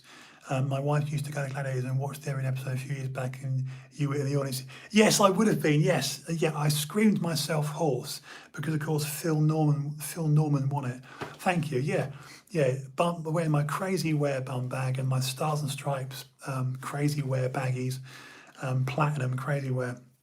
Your buddy that Colin with the ponytail. That's Colin Sherrod with a blonde ponytail. He's my dead friend. It was me and Colin cheering, screaming ourselves hoarse for Phil Norman, because Phil not only won the UK Gladiators, won the entire thing. He then went on to take second place in America, finally being beaten by the notoriously good Two Scoops Wesley. And he was a black guy who could jump over cars, and as athletic as Phil was. And Phil went on to develop the Gladiator Academy. I trained Phil exclusively with the weights because that was my area of expertise, was helping Phil with the actual weight training. And I got to say, Phil Norman was incredibly strong. I mean, like stronger than me. I mean, I've never been gym strong, but in 1994, he was, yeah. Those guys taught me how to train. They taught me both ponytails, Phil with a ponytail, Colin with a ponytail, Guns N' Roses. We are talking peak performance, 93, 94, 95. He won it in 94. He won it convincingly. I've got all the pictures. On that phone, the 13 Pro Max. Me with Ulrika Johnson, Fashionu, Nigel Lithgow, the Gladiators ready. Was it John? What was he called? I've forgotten. But I've got all the pictures, and very, very, very special memories. Very special memories. And I went on a few dates with Gold, who was the South African gladiator, because I knew Nicky Diamond, and Nicky Diamond was Scorpio, who was Sam Bond modelling agency. So it's all interconnected. I will do, dude. I've got them all. They're all on that iPhone. What if I put them in my they might even be on. They're certainly on that iPhone. I've got all the pictures of me with them backstage, buddy. They might even be on here.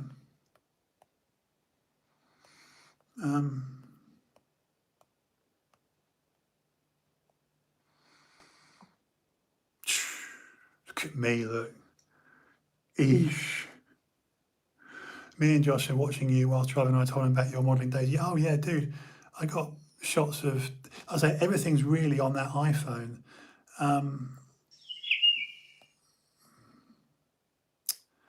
God, some of my shots, look,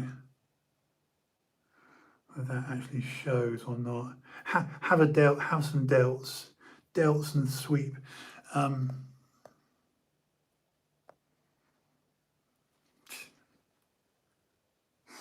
Yeah, I've got all the modelling shots. Everything's on the iPhone, actually. Yeah, it's all on the iPhone. I'll send it across, Steve. I'll send it across. That's a decent shot as well. I was very, very sort of delts and quads, Yeah. I will find that I know for a fact they're on that iPhone, buddy. But I've got all the Gladiator stuff, everything. I'm kind of proud. Oh, look, here's me and Phil. Look, there you go. There's me and Phil, and there's me. There's Colin. There's Martin. There's me. There's Colin. Phil. So Colin's dead. This was '94. This is when he was doing it, mate. There you go. Look, see that? Me and Phil there. It was a good time. It was a good time, man. It was a good time. It was a really good time. Me in Venice Beach. Look, me with hair. If I could afford, do you know what, Steve? If I could afford, oh, there's a good shot. I've forgotten this. No, this was Wembley. I was too lean. I was flat. I was pancake flat. All about yeah, I was flat as a pancake, but I was shredded. Actually, that condition is really. I'm not being funny, but that is proper condition. Look, and they said I had no chest. I just had big delts. I just had big delts. My delts were too big for this. That's not a bad chest. That's not a bad chest. That's not bad. It's not bad. Just turn to the side, Justin. Turn to the side. I needed a couple more years thickness. Oh dear. No, but I'll send them all across, Steve. I'll send them all across. Dude, look at my face. Look at the dieted face of Justin. Look at the face. A Dorian cheekbone. Look at the face. I was a good boy on my diet. I was a good boy. Yeah, I'm kind of proud. I'm kind of proud of that. That's backstage. In fact, Dorian was just out of shot on that. He was, but you could see I overdid it. I was too flat. It was too flat. Anyway, and then fast forward, me on dialysis. Lovely. But yeah, but I'll send them all across, Steve. My first dialysis session was on the day we buried Dave Talbot, and then 2011, because that was October 2010, and then early 2011, it was. Do you know what? I'm proud of that, Steve. I'm not bigging myself up, but that is real condition. I remember because John looked at me, Kerry looked at me, Dave Parry, and they were all like, "You're good, you're good, you're good." You know, and I never got told that. I mean, and that was a fortnight out. I actually had my calories upped because literally, here was the goal. The goal was simple, and this was drummed into me. I'll tell you who put this in my head. 2 more dead people. I'm sorry to say, 2 more dead people. These are names you know, Steve. The late Graham Black and the late Mike Sheridan. When I came back to the UK between Venice Beach trips, because I do my 90-day visa back here for a fortnight, 90-day visa back here for a fortnight, I ran the Flex Gym in Newbury. And up the road in Oxford Gym, below the Oxford Rowing Club, was Mikey Sheridan's gym. Obviously, Mike and Graham are both gone. And it was drummed into me through bloody Dave Parry, Dean McTurnan at Fort Galaxy, Dorian and John and Scott Gledhill and Kerry and Paul Borison, and flipping being around the likes of Graham Black and Mike Sheridan. This was what I was told. And Harold Mariller. If you couldn't see something happening in your glutes, wait for it, 30 days out, a month out, not a fortnight, not 10 days, not 7 days. But I remember when we were at your mum's house and we decided that you should get back and say, we tried to in convoy doing one. Yes, we did. We did. Yes, we did. I remember your ability. You were so adept at doing it. You could thyroid you put. Correct me if I'm wrong. I could be embellishing this, but if my memory serves, you were capable of using your adductors, your inner thigh, to literally navigate the A12, easily doing 129, 131 all the time, and just like texting away. And that was in the days when if you wanted to text a letter, you had to go dun, dun, dun, dun, dun, like 3 or 4 times on the same key, right? And you could text by feel. Amazing. Sorted you out with test, trend, naps. Yeah, that's it. Yes, you're right. You're absolutely right. That's completely true. My GP here, Mark Deverell, who's looked after me for over 20 years now, he called me very calmly And this was literally just, just called me. He said, Justin, I'm sending, I was at Mum's in Wimborne. And he said, right, I don't want you to panic because I just had my creatinine done. My bloods were done. And he said, where are you, Justin? I said, well, I'm actually in the old inn, the pub car park opposite my house. Just literally in the car park, probably having a shot of Bane. And truth be told. And he said, look, he goes, you're not going anywhere, are you? And I said, no. I said, no, what is it, Mark? He said, you're in renal failure now. And I remember just sitting there going, what? And he said, you're in renal failure now. And he said, I'm sending around an ambulance so I can eat my meals and bang on the, yeah, exactly. I know, brother. Hey, come on, we all did it. So yeah, no, that was the story. And I remember self-medicating with water. I did 16 litres my first day with cranberry. And I was so deluded and I was so arrogant and so sure that I could outrun it that I said, no, Mark, I'm going to refuse the ambulance. He actually said, I'm sending round an ambulance now, today, to take you to Poole Hospital. And I said, thanks. But I mean, I actually can't believe I said this. I refused it. And I said, Mark, if you send it, I will not be there. I will not be there. And he said, Justin, I think you're being very irresponsible. And I said, Mark, I said, am I going to die? He said, well, yes, but not today. He said, but this is it. And I remember him saying, very calmly, he said, no, you won't die today, but left unattended, you will, and I'll never forget his words. He said, you will succumb to this. You will succumb to it. And I went, when? He said, well, a month or so.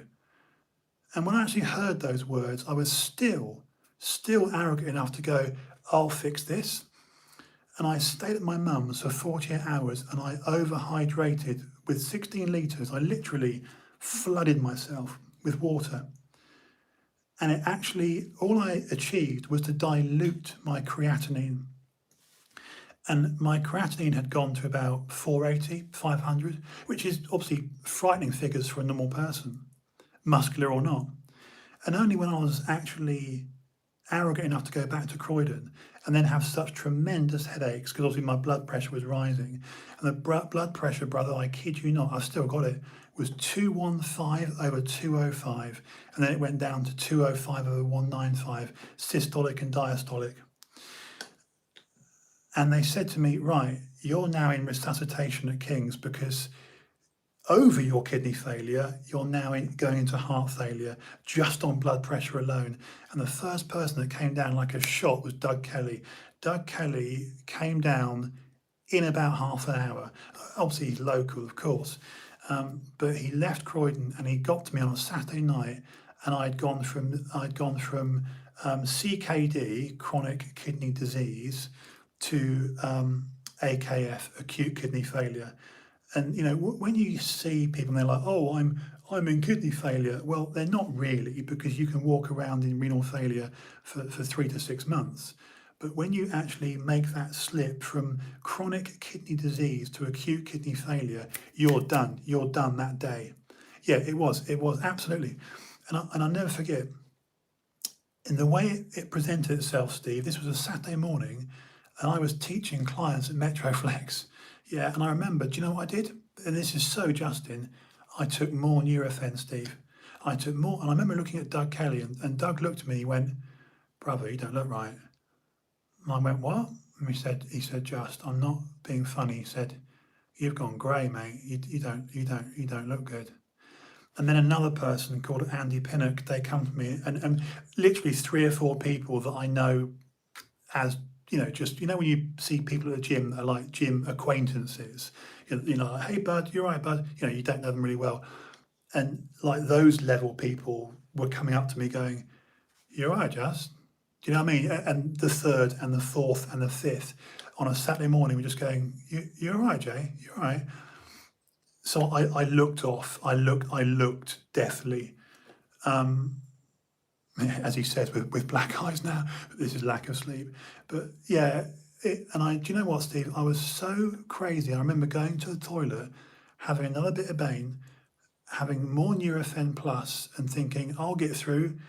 And then it was Dave Parry who was doing his clinic, and he came to me and he sort of held my wrists, half taking my pulse, and he said, "Jew, you've got to go." And I could see Dave was starting to cry. And this is publicly, mate. This is in the reception in Metroflex. You know, you've been there. And Dave took his glasses off because Dave Parry looked very different with those little glasses. He's a very Jewish-looking bloke actually, but he took his glasses off, and I could see he was crying. He said, "Jew," he said, "We've just. Can you please go? I'll drive you. We got to go now." And he said, "I'm not talking to you as your friend." He said, I'm now talking to you as a doctor because we got to go. And this was about lunchtime Saturday, and that was it. And I walked into King's, into A&E, presenting as a person with a headache, and they took one look at me, took my blood pressure, and went, his heart's going to pop. He's literally going to pop. And that manifested itself. You know, when you get a migraine that just goes, oh, oh, oh, oh, and it was actually overwhelming. I got to be honest. I was hallucinating, and I was, you know, I just knew. And they were like, "Right, you are in end stage. Your kidneys are done. There's no, we don't even need to do a biopsy now. You're just done. You're done. Your blood's. You just forget." And my creatinine had gone to 900. And it went even higher. My creatinine broke 1100. I mean, these are unheard of. My creatinine now, Steve, is 88 to 98. So I guarantee your wife's creatinine would be what mine is. I guarantee it. I'm not being silly. I guarantee if you took Charlotte's creatinine, she'd be 75 to 90, as I am now. And I will live longer now. I will live fine. I will be okay. But yeah, it's this is why I've got to write the book. I've got to write the book. I've got to get it out. This is why I do these live streams, because it's, you know, and when I do get on Rogan, and get on Rogan, I shall. That's not arrogance. That's just having a bit of a vision quest. Call it a vision quest. It's not me being arrogant or cocky. It's just me believing that there's something about the experiences I've had that as talking points, it just makes for a good tale, doesn't it? It's a whatever. It's a, as a treatment, as a draft, as a script, as a whatever. You know, it's stuff. And as daft as it sounds, I want that 19 to 21-year-old now who is stupid enough to go, "I'm on a Napoleon, I'm on a Napoleon, I want to do 500 grams of protein a day," right? Because they are out there, you know, the bloody Boston knob, you know, what, all that lot, like, "Oh yeah, I'm doing 2 grams a week," because that was that Venice Beach conversation with Chris and Melvin Anthony, and that they weren't even talking until they'd done 2 grams a week. So there's 2,000 mgs, as you know. Anyway, you know, and it's like, you know, breakfast of champions, just halo testing with an apps, you know, oxymeth, and your jizz is like hubba bubba, like glory. So anyway, family friendly show. But I want to say to the kids literally half my age, take all the time in the world, please don't be that person that thinks they've got to be it by 22, because you shouldn't even be playing until you're 25. I know that sounds late, and I know that, you know, but what I mean by that is people can train from 15, and I think people should. I think people should go and lift weights at 15, and then at 25, after a decade, yeah, Steve, you know this, 15, teenager, bursting with hormones, bursting, you know, like a literal walking tent, you know, pitching a tent, yeah. 15, 25, you've done your first decade, and at 25, when you are an actual man, go, "Actually, I'll have a shot of Decker now. There you go, whammo, and I'm going to take a few mgs of D, you know, whatever, right?" And that's how you do it. And then you hit 28 and you look like a god. And you're still only 28 with another 20 years to go. And that's how bodybuilding is done.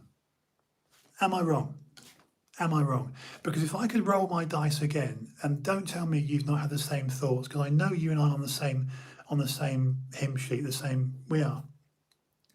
I would have gone, I'm going to pursue skateboarding. I will enjoy myself skateboarding and just being sport Billy and enjoying life and do the modelling and do the rest of it.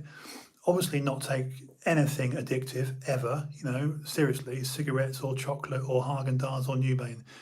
6 weeks after 20. Right, that's a good age, you see. That's a sensible age. That's a sensible thing. I mean, what you did is actually conservative and yeah, people forget what the word conservative means. Yeah, norma, exactly. The Greek norma, fantastic. The blue and whites, absolutely, of course, blue and white. I know them very well. The word conservative means to conserve. This is it. You are conserving. And that's sensible, throttling off a little bit, not throttling on. I was always throttle on. I was just more. Ridiculous. Remember ProLab whey protein? I remember buying, it was a talking point at Dean's Gym, Fort Galaxy in Ilford, that Justin was getting through a tub a week. But it wasn't a tub. No. It was one of those tubs, wherever they were, bloody, what were they, 5 kilos? The ones that Lee Priest used to it was Muscle Tech and ProLab, and you'd get, Aaron Baker and Lee Priest and Jean-Pierre Fuchs, all those guys, and in fact Jay Cutler, ISS Research, this is Jay Cutler 2000, isn't it? Night of Champions. This is Jay Cutler, ISS and Muscle Tech and Mike Matarazzo and all that lot, isn't it? And I would do that, a tub a week, thinking it was funny, on top of flapjacks, on top of sugary flapjacks and sugary, what those Carbo Force drinks, right, out of my fridge, all that. I did it for years before, right, and my gear and my solid food. And I remember discussing this afterwards with Dorian, and he went, I wasn't taking that. British Dragon, oh gosh. Wow, yeah. Do you know, I met Graham, that's another Graham. Now, this Graham that I'm talking about, and sadly no longer with us, but he actually was the initiator of BD, Steve. The actual, not like, my mate of a mate, but the Graham that I knew was the actual that lived in Greece and Thailand. And so the actual British Dragon that we got here during that heyday, the first 5 years, I went to meet him. Come out my bag first, and so I cut it in half. The only thing that changed was the spot. Yeah, interesting. The original batch stuff was good. But I met Graham, who made that shit. He was extradited out of this country, and then he had a heart attack and died during the trial because they came for him, Steve. They came for him. He was involved with Balco, the Victor Conti, the really big stuff, the IOC, Sebco. Oh mate, I've got so much stuff that I've witnessed. Dude, I met, be careful what I say really.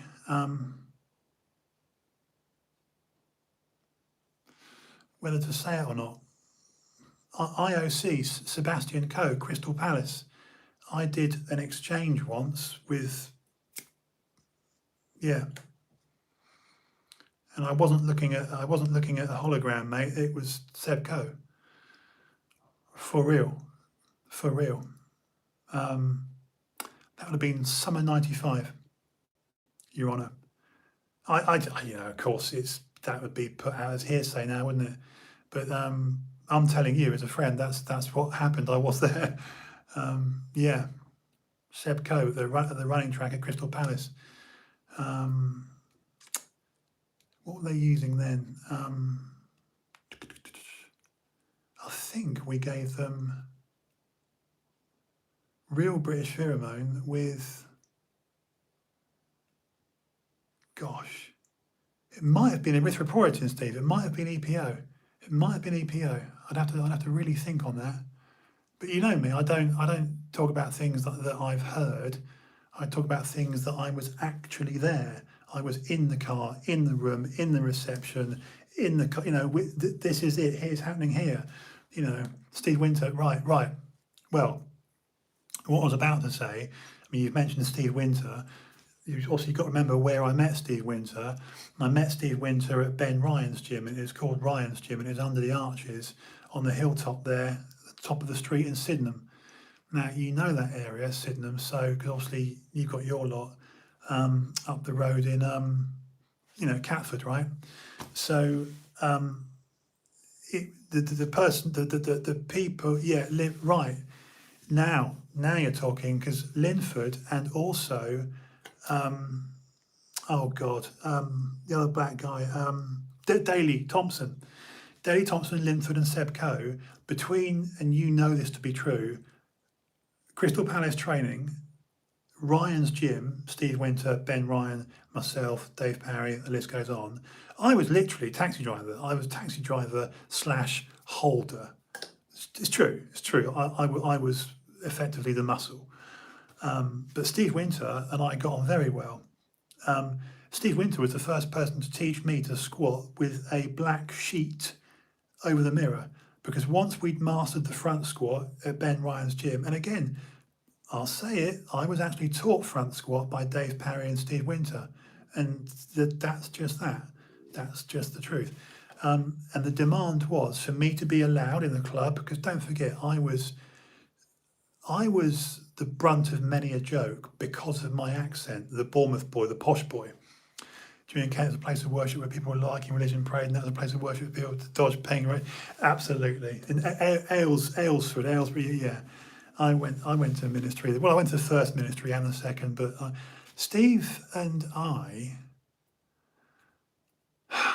well, we're talking about Joe now, and obviously he lost his Joe in Newbury when they were coming over to see me and Graham Black with Debane, and we'd all had a little party, and she didn't wake up, mate. Yeah, and I used to go to Shooters Hill, Shooters Hill, on the way to, oh God, my memory, Woolwich, anyway, out of Catford, Shooters Hill, the Needle Exchange, the two lesbians that ran the Needle Exchange, obviously had Kimberly, because Steve was with Kimberly, and this is all sort of 95, 96, 97, but and don't forget, the reason why Justin was always available for a bit of a joke was because I came obviously from Bournemouth. Look at my qualifications: silver spoon in my mouth, posh boy. Do you know what I mean? So they saw me, and rightly so. They saw me as like, oh, Dave, to Dave Parry, who's your posh mate from Bournemouth? The tall blonde lad. You know what I mean? It was funny. It wasn't nasty. It was all funny because Steve was like, yeah, because Steve was quite high pitched in a way, wasn't he? And this is when Steve was doing all the strongman stuff with his bandana on. And I used to have breakfast with Steve every morning. He'd be like, hey, just what's that word you know again? And he'd get me to say a word. You know what I mean? And I remember Steve Winter would be doubled up laughing at just the way I enunciated. He'd be like, here, say that word again. Say Constantinople. And you know how he was. And he'd get me to say a word like, go on, say bollocks, because it sounds so posh when you say it. And I'd be like, what, bollocks? Like, oh, that's brilliant, And he was all like that, and he's massively strong. I mean, I remember having some play fights with Steve, just little sort of like, little headlocks and, this sort of stuff and like that. And I remember, and I wasn't small. I mean, I hadn't reached my bigness yet, because I was modelling, wasn't I? I was full-time modelling. This was me, peak modelling, 95, 96, 97. I was that Justin, Calvin Klein, I was that guy. The jawline and the hair, I was that version. And I'd made the pilgrimage every night from Chiswick, Matthew Kelly's, which is Cambridge Road North, the main road in Chiswick. So at SW10, through Redcliffe Gardens, you know, Earl's Court, over the, you know, the river there, not Wealth, oh, what's it called? Clapham Junction, you know, and to get to Sydenham every night to train with Dave Parry and Steve Winter. And that was a Monday to Friday thing. So you're looking at 2 hours each way, Steve, easily. Wandsworth, that's it, sorry, Walthamstow, that's the other end, isn't it? It's going out. Wandsworth, like Wandsworth Prison, so Wandsworth under flyover Clapham Junction, you know it. Tooting Beck, you know, the Lido, all that. So that was my pilgrimage, and that was my apprenticeship. And people were dying then, you know, Northern Andy, Mark Parsons, because it was Muscle News. And then the affiliation began. It's really exciting in many ways, because the explosion was, of course, chemical warfare. And as you know, chemical warfare, the original, you know, you got Billy Jones and Graham Black, obviously Mikey Sheridan, Dave Parry, let's be honest, he was, wasn't he? Dave Parry, Kerry Kays, Doreen wasn't on board yet, John Hodgson and Scott Gledhill, and myself, and I was Paul Smith, Portsmouth, you know, Paul, and I was a distributor. I was like, wow, I'm selling out the boot of my car, I'm in. And Steve Winter, we were all, you know, we had our skull and crossbones top. It was hugely exciting, Steve, it was hugely exciting. I felt, and to this day, I feel that I was not, because I wasn't on the periphery, I was in. This little posh boy from Bournemouth, you know, I'm like, wow, I'm going to Manchester. Oh, you know, it was all a shithole, really. You know, I was actually hanging around in terrible places. And of course, my first shot of DuPont Full Metal Jacket Newbane, 95, courtesy of Steve Winter and Dave Parry, and straight out of Ryan's Gym, which was called Ryan's Gym. Yeah, that's where it began, August 95, my first shot in Newbane. And we were all on it. It's me, Steve Winter, Dave. We had bottles around. I shouldn't really talk about it with your son, but we kept the amps around the gym. So literally, would behind reception or in the toilets, or, you know, we dotted our amps around the gym, and just so many things. But yeah, Steve helped me with my front squatting and everything. I should really do more of these where I just talk about specific periods, you know. But that's what I was going to say, and I'll finish on this note because I've gone way over time. But thank you, Steve, because what you helped to do is to bring, you know, it's like that scene from Hogwarts with Professor whatever, and he pulls the memory out. You know, he pulls the memory. I got these little memories to pull out you know, when Dumbledore gets Harry Potter to nick the memories of whatever he is, Thomas Riddle, you know, Voldemort. Anyway, but my time, don't forget, I was head PT at David Lloyd Rains Park, which is Wimbledon. So Wimbledon, that was also the Daley Thompson, Linford Christie, Seb Kobik, because they would be there. And it wasn't just the 2 weeks in Wimbledon, it was the month before, the month after. So certainly three months of the year, I would see these people around the club. And they featured me swimming in the David Lloyd catalogue, and there's so many funny memories.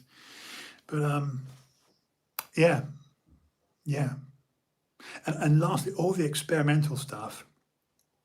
So Chris Clark synthol, new Battle Zone, you know, new Metamorphosis, the highest grade protein they ever made, and for what it's worth, the highest grade protein I've ever known any company make, was called Quadrant, and Quadrant was made by Chemical, and as the name suggests, you must, you know that, Steve. That's not even a point to consider. Just literally say, Drew, I want to come on tonight, and that's it. You're done.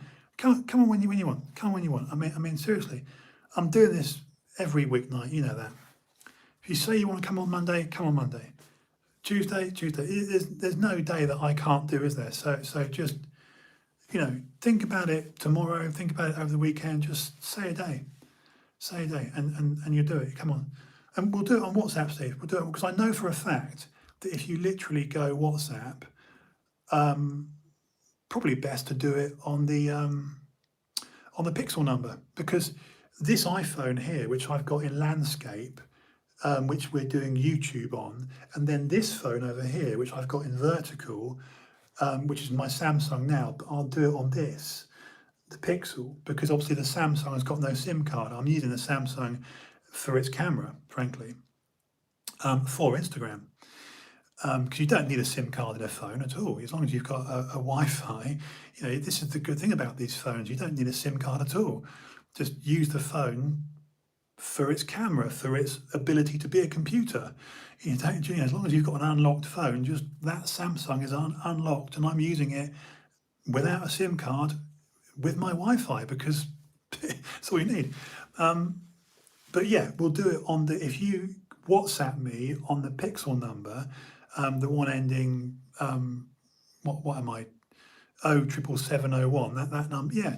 And you will appear split screen, like on the WhatsApp on Instagram. So anyone on Instagram will see us talking, but that will appear on the YouTube channel. It's cool, man. Tech. So yeah. Quadrant was the first protein to use collagen, because, and here's a thing that John Hodgson got right. We discovered that protein isolate on its own ain't all that. And you know this. And I'll tell you this is where it becomes a bit embarrassing. Independently, here's again, Steve, you know me, I was actually there. Independently of each other, Dorian and Dave Parry said, and this doesn't sound really cutting edge now, but you've got to remember, Steve, this was 90. I'll tell you what, because I had Dorian's business card, and he'd done the 93 Olympia, and his business card was the 93 Olympia, because 92 Olympia was Helsinki when he was 242 pounds, and the 93 Olympia, Atlanta, Georgia, he was 257, and he'd gone from 242 to 257, so 15 pounds, 15, over a stone difference from 92 Helsinki, where Kevin Levrone took second, and you had Vince Taylor and all that, doing the bloody, doing the Terminator routine, his eye patch, and Louis Ferrigno. And then 93, Dorian comes on 15 pounds heavier, and he does that lat spread where he's like that, hits the shot, and just turns his head like that. And it's that Dorian, I can't really do it on, but it's that shot, and that was his business card. So that means it was 94. And I was, yeah, that makes complete sense, actually. And Dorian said, isolate on its own is bollocks, because there's no absorption. And then Dave Parry independently said, we need a concentrate, an isolate, a collagen, and something else. Caseinate, I think it was caseinate. Yeah, feeling me? And Hodgson was there, and Scott Gledhill was there, and Kerry was like, Justin, remember? It was like that. And we're in the warehouse, and we were writing it down on napkins, mate. And it was like isolate, concentrate, caseinate, collagen, all the C's. It was a moment of, it's genius, mate, it was genius. But the thing was, Dorian hadn't started working with Dave. Dave wasn't doing Dorian's blood work yet. So I've got to talk about certain things that did happen. So yeah, I mean, I'll get into it later on, but yeah, it was, and then lo and behold, again, I must doff my cap to the people that knew their shit. Down here in little old Bournemouth, my original gym owner, Brian Batcheldor, and there's a name you know, Brian Batcheldor, he's the gym owner that every time I went into his office, Steve, had a copy of New Scientist on his desk. And, not qualified, but just a good reader of information. And again, This was, Phil's training for Gladiators '94. I'm just in the doorman, silver spoon in my mouth, hanging around with these men. These men. Think about how exciting that was for me. Dude, I remember getting in Kerry's XK8, right? And the and again, Steve, you know this to be true. The registration was KK1, Kerry K's 1. And he bought the plate for about 45, 47 grand. And he was in a bidding war, unsurprisingly, with Kevin Keegan. And I remember Kerry saying to me, "Yeah, Justin," he goes, "I was bidding for it with Kevin Keegan and he shit it at 45 grand. This is all facts." And I remember getting in Kerry's XK8 and he drove it from the chemical unit and he put me in the passenger seat and he said, no need for a seatbelt. He goes, "And leave John there." He goes, "Boring fucker," like that, because he was taking the piss out of John, because John was so straight. John was so straight. 2005, Mr. Rowe, very blunt man, very absolutely. But Brian Batcheldor with his little glasses and his bloody moustache.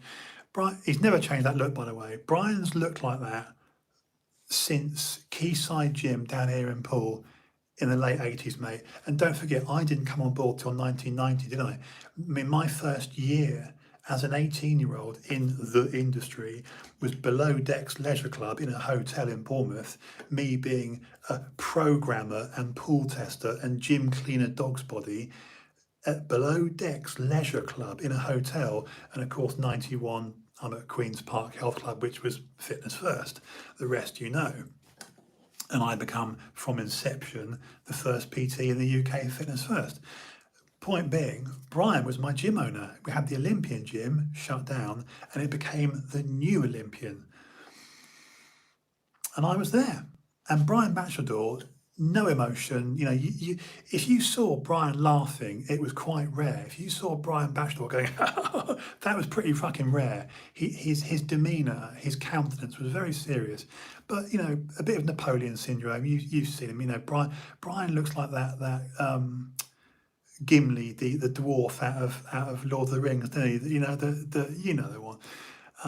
But you see, you've got to remember again, Steve, and if you haven't had this conversation with John, you can fact check the hell out of me.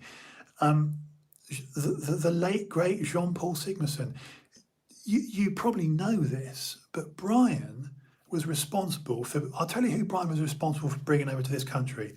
Right, wait for it. Manfred Herbal, yes, the first 25-inch arm. German Manfred Herbal. The late great original Viking, Jean-Paul Sigmarsson. Gary Taylor, British, the Welshman, Gary Taylor, prison guard, who competed against Dorian and took second to Dorian. You know this. So I remember going to a seminar we had here in my gym, New Olympian. Manfred Herbal, doing his Coke can thing where he'd get a Diet Coke and just go and squash it and explode it for real. And Gary Taylor shoulder pressing, literally like I'm with this bottle now, 50k dumbbells like that, just warming up like that, 50k. I was like, what? You got 120 pounds there, isn't it? Yeah, 50k, 150, 120 pounds like that. Doom, hammer like that. 50k, I mean, come on, we dumbbell row that. Ridiculous. And I witnessed this, and then, get this, if I haven't told you, Steve, 2 Rivers Meet Leisure Centre in Christchurch, in Dorset here, Dorian wins the 92 Olympia. In January 93, my birthday, and I'm wearing my stripy baggies, made by Explosive Fibres. They're the company, Explosive Fibres, right? Manfred was a freak, and Manfred Herbal was a legitimate 6'5". Why? Because I am 6'5". So he was my height, had a bandana, and he told me he got his 25-inch arms from doing hammer rope curls, and he wasn't lying. His biggest tip to me for arm growth was lit and often. I said, "What do you mean?" He said, "I train my arms each day." I said, "How?" He said, "Well, chest, it's triceps. Back, it's biceps. And on my rest days, I pump. I pump. That's all he said. He hammered everything, Steve. He kept. I dig shot press 2 times a second. Exactly. I know. That we all had our crazy. Yeah. Exactly. I remember with deep pride. In fact, I think Steve Winter was there. I was front squatting. What's 4 20s and a 10? Is that 180? I can't think now. 80, 80, 160, 180. No, 4 20s and a 10 is 200, isn't it? So I don't think it was 200. It must have been 180 then. But front squatting for me, and I had the clavicles and the delts for it, 4 plates aside. It might have been a 5 then, but and the bar doing that, and I got 16. Yeah, well, exactly. And again, I found these things to work. You know the position of function at the forearm, so obviously that's pronation, that's supine, and that's what we call a position of function. If we're talking physiology 101, prone, supine, function. And this position of function, what we call hammer, with a rope or a dumbbell, that's what, you're right, Piana, and it's what Manfred Herbal swore by. And he said, on your on your days of not doing a chest or a delt or a back, you do these and you keep this pump. And I got to say, I started doing it, and he said, go heavy, but just do like 4 sets and leave it. And I remember trying this.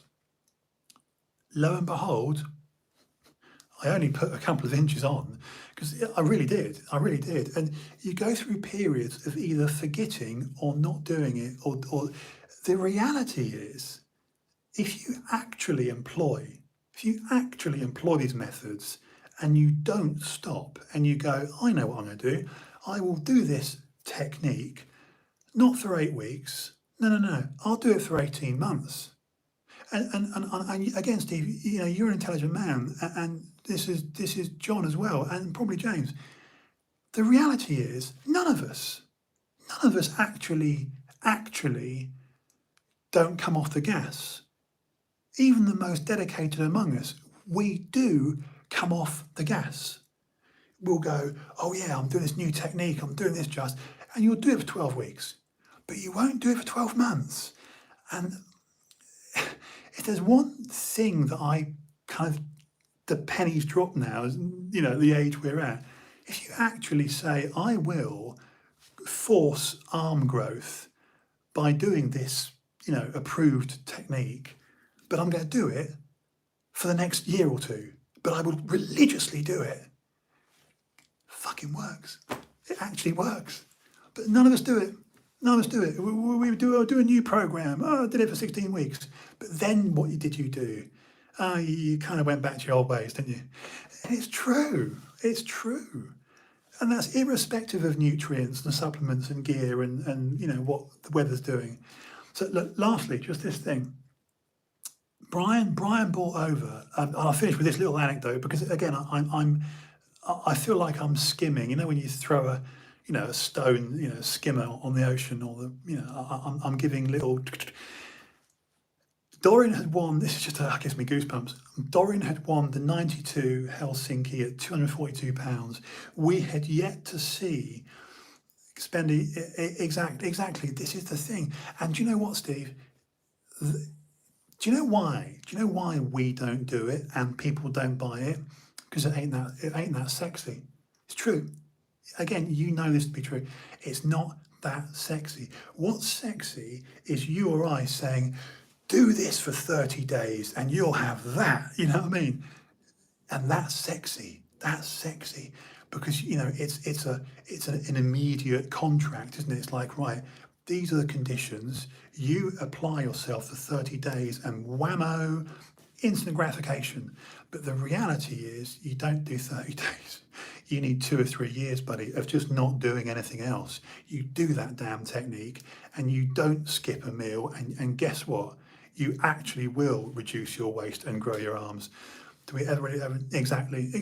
No, you're right, Steve. You're right. Jocko talks about this.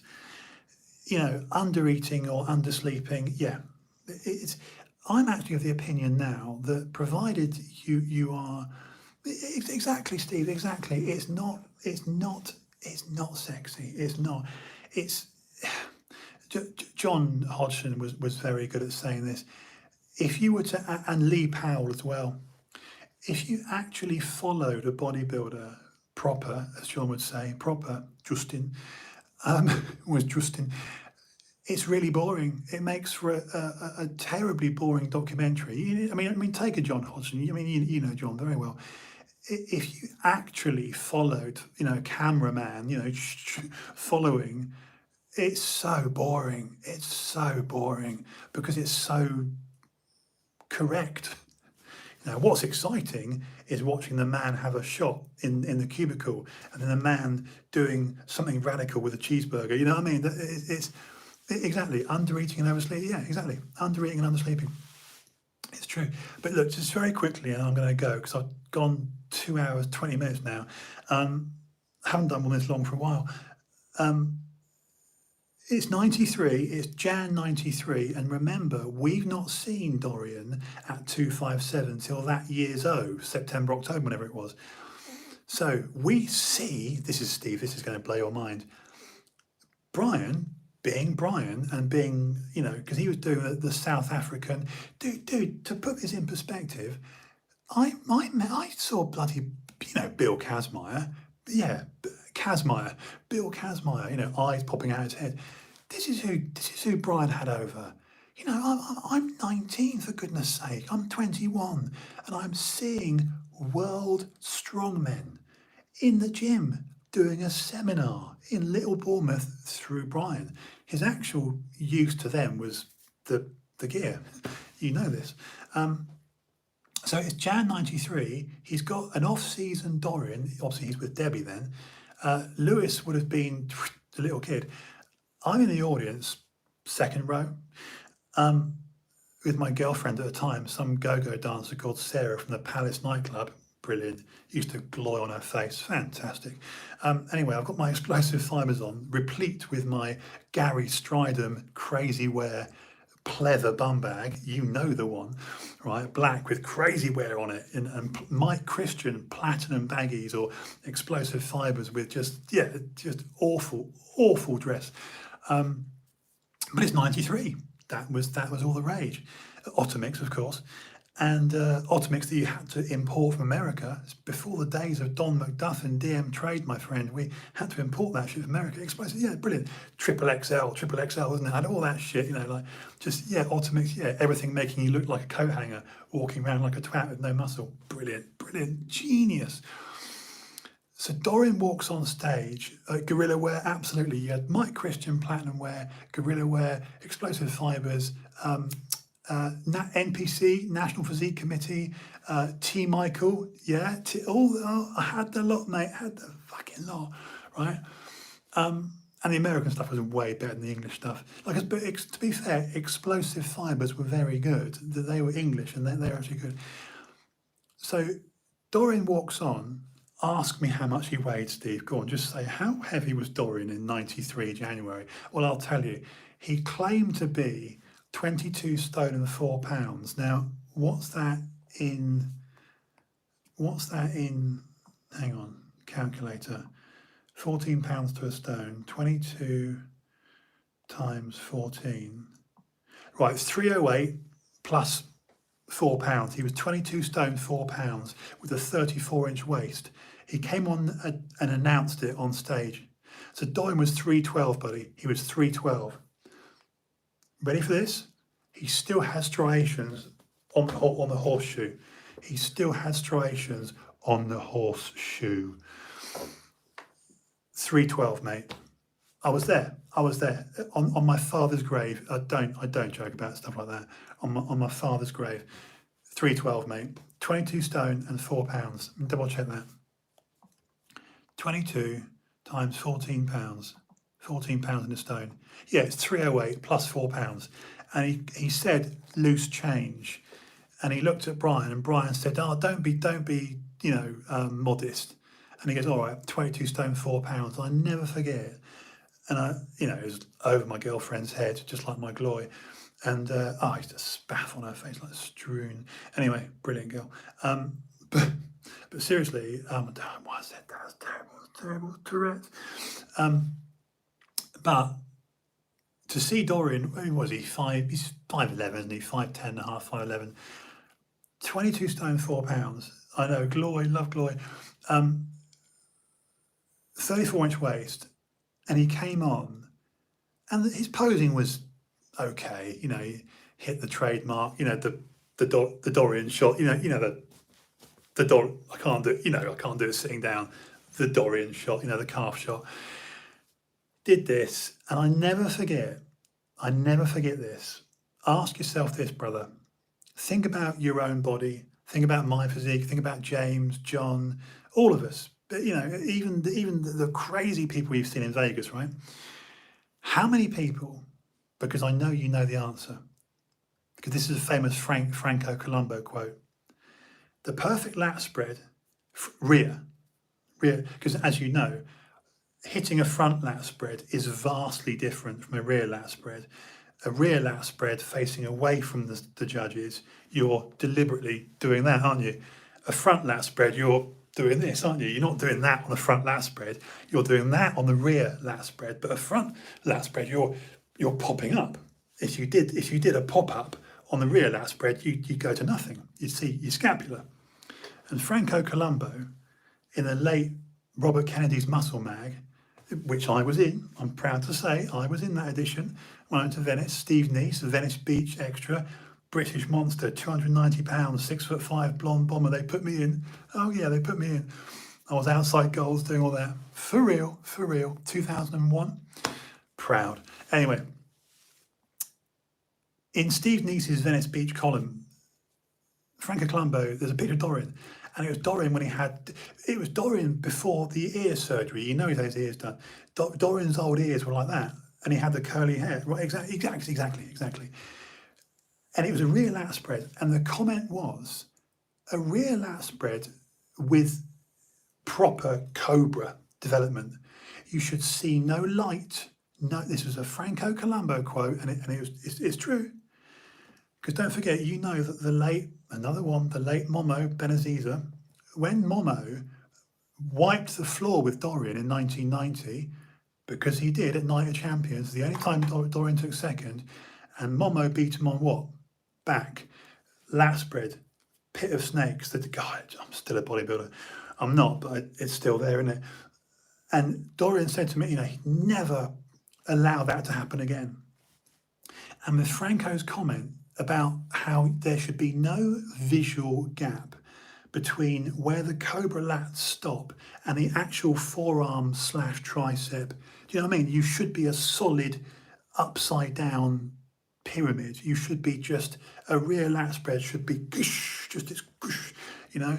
And of course the argument from origin to insertion, origin, armpit, insertion. Look, Dennis Wolf, high lat insertion, yes. Arnold Schwarzenegger, Lee Haney, Ronnie Coleman, Dorian Yates, quite a low lat. It's true, isn't it? You know, and in fact, what's conducive to a smaller waist is actually having a slightly higher lat. You know this. You know, when you have got a lat that's a little bit higher, a bit of a shorter lat that does that, and you've got a little waist with a daft thigh sweep, then you really do look like an X. But when you've got a long, low Tony Pearson, Dorian, you know, you can look a bit blocky. Platts would be the worst example, wouldn't it? You know, Platts was just like a brick, wasn't he? Anyway, so really you want your lats to stop a little bit higher. You don't want them really going into your waist because you're just a bit of a, you know, because you want it to go like that, right? It's so true, Steve, so true. And flex wheelers were higher. Again, you know, you've been there too. So, and Dorian took this on board, and it absolutely, totally, because they're just too long. They're too long. My God, those I actually hate Sean Ray. He's a horrible piece of work, but what a beautiful physique. Again, Sean Ray, between 198 and 207 pounds. Let's be honest. Again, what was the best flex wheeler of all time? 215, 218, 212, 220. That's true. Put Flex Wheeler at 240, positively fat, positively fat. You know, of course I'm being ridiculous, but you know, that's when Flex is smoothing over. Chris Cormier, Ronnie Coleman, 240, 260. I was going to say, there you go, 93 Arnold Classic, all day long, baby. That kneeling shot, oh, when he's doing, like, one's there and one's there, isn't it? Yeah, it's turned and that, oh my God. Look, they don't call him the Sultan of Symmetry for nothing. Flex Wheeler, I mean, I saw him immediately after his calf surgery, because he did have implants, he told me himself, at Firehouse when he was still hobbling. Anyway, I actually liked Ken. I do. It's terribly sad what's happened now, and you know, with his leg. But God, so much to say. You know, the Venice Beach crew were horrible to Flex when they had a falling out, and it was like, are you on Camp Cormier or Camp Wheeler? Oh yeah, he also looked good in 98 when he goes, yes he did. And interestingly, as you know, Steve, because the heir apparent, because Dorian had retired obviously in 97, his 92-97 run of 6 Sandows, 98 the throne is open. Everyone, probably certainly myself, you and I was like, it's Flex. Meanwhile, Steve bloody, what's Bev Francis's husband, Steve Weinberger, you know, the New York gym. He's secretly, and Chad Nichols, they're helping Ronald. And along comes this Texan, lightweight baby, this Texan cop in 98 and smokes them. And of course, in those days, we were still faxing shots, you know. And I remember, guess who told me? It won't surprise you. Brian Batchelor, because Brian, see, again, it won't surprise you to know, Steve, who knew Bev Francis and Steve Weinberger from Night of the Champions? Brian Batchelor, because he was going over there. He was doing this in the 80s, man. Brian is, in terms of history and chronology, Brian's got, probably Brian and Kerry, like South Brian, North Kerry. Do you know what I mean? They've got the longest tapestry that I know. You know, you could throw in, like, I don't know, Johnny Citroen or someone, but they've got the longest run in bodybuilding promotion and gyms and gear and strongman and powerlifting and bodybuilding than anyone. You know, Brian, it's ridiculous. The fact that I joined Brian's gym, his third gym, because he had Quayside Gym, Olympian Gym, and New Olympian Gym, and I joined the third one. And that's 1990, 91, because we're entering the Dorian years, aren't we? So exciting. And little old me from Bournemouth, little did I know that my gym owner, Brian Batchelor, is the guy. It's the guy. Globally. Not just like, oh yeah, I know a bloke in London, you know, he used to know the craze, you know, like, all that bollocks, right? Because that was it, isn't it? He knew the craze. Oh God, another one. You know, Dave Courtney, you know, these idiots, you know, it's like, oh yeah, I knew Carlton Lee, you know, whatever. But no, you know, little old Brian Batchelor knows Arnold and you know, all of them. He knew bloody, he met the Widers and he, oh God, is that Wayne D'Amelia, you know, and Mannion, Jim Mannion. He knew them all. Anyway. But just to say, Dorian at 312 in Jan. What I didn't appreciate, Steve, just to finish it, because I must go need something. What I didn't get in Jan 93, that day at Two Rivers Meet Leisure Centre in Christchurch, seeing a 312 Dorian was actually the greatest indicator of what we were going to see at 257 pounds. Think about it. January, February, March, April, May, June, July. He's there. It's like 6-7 months. He's there. And I remember him saying on stage what his plan was, and he just said, "I'm not injured. I'm carrying." And he just kept saying, you know, it's like, you know, the microphone testing all that. He said, "I'm not injured. I'm going in. This is my first competition I'm going into. anyway,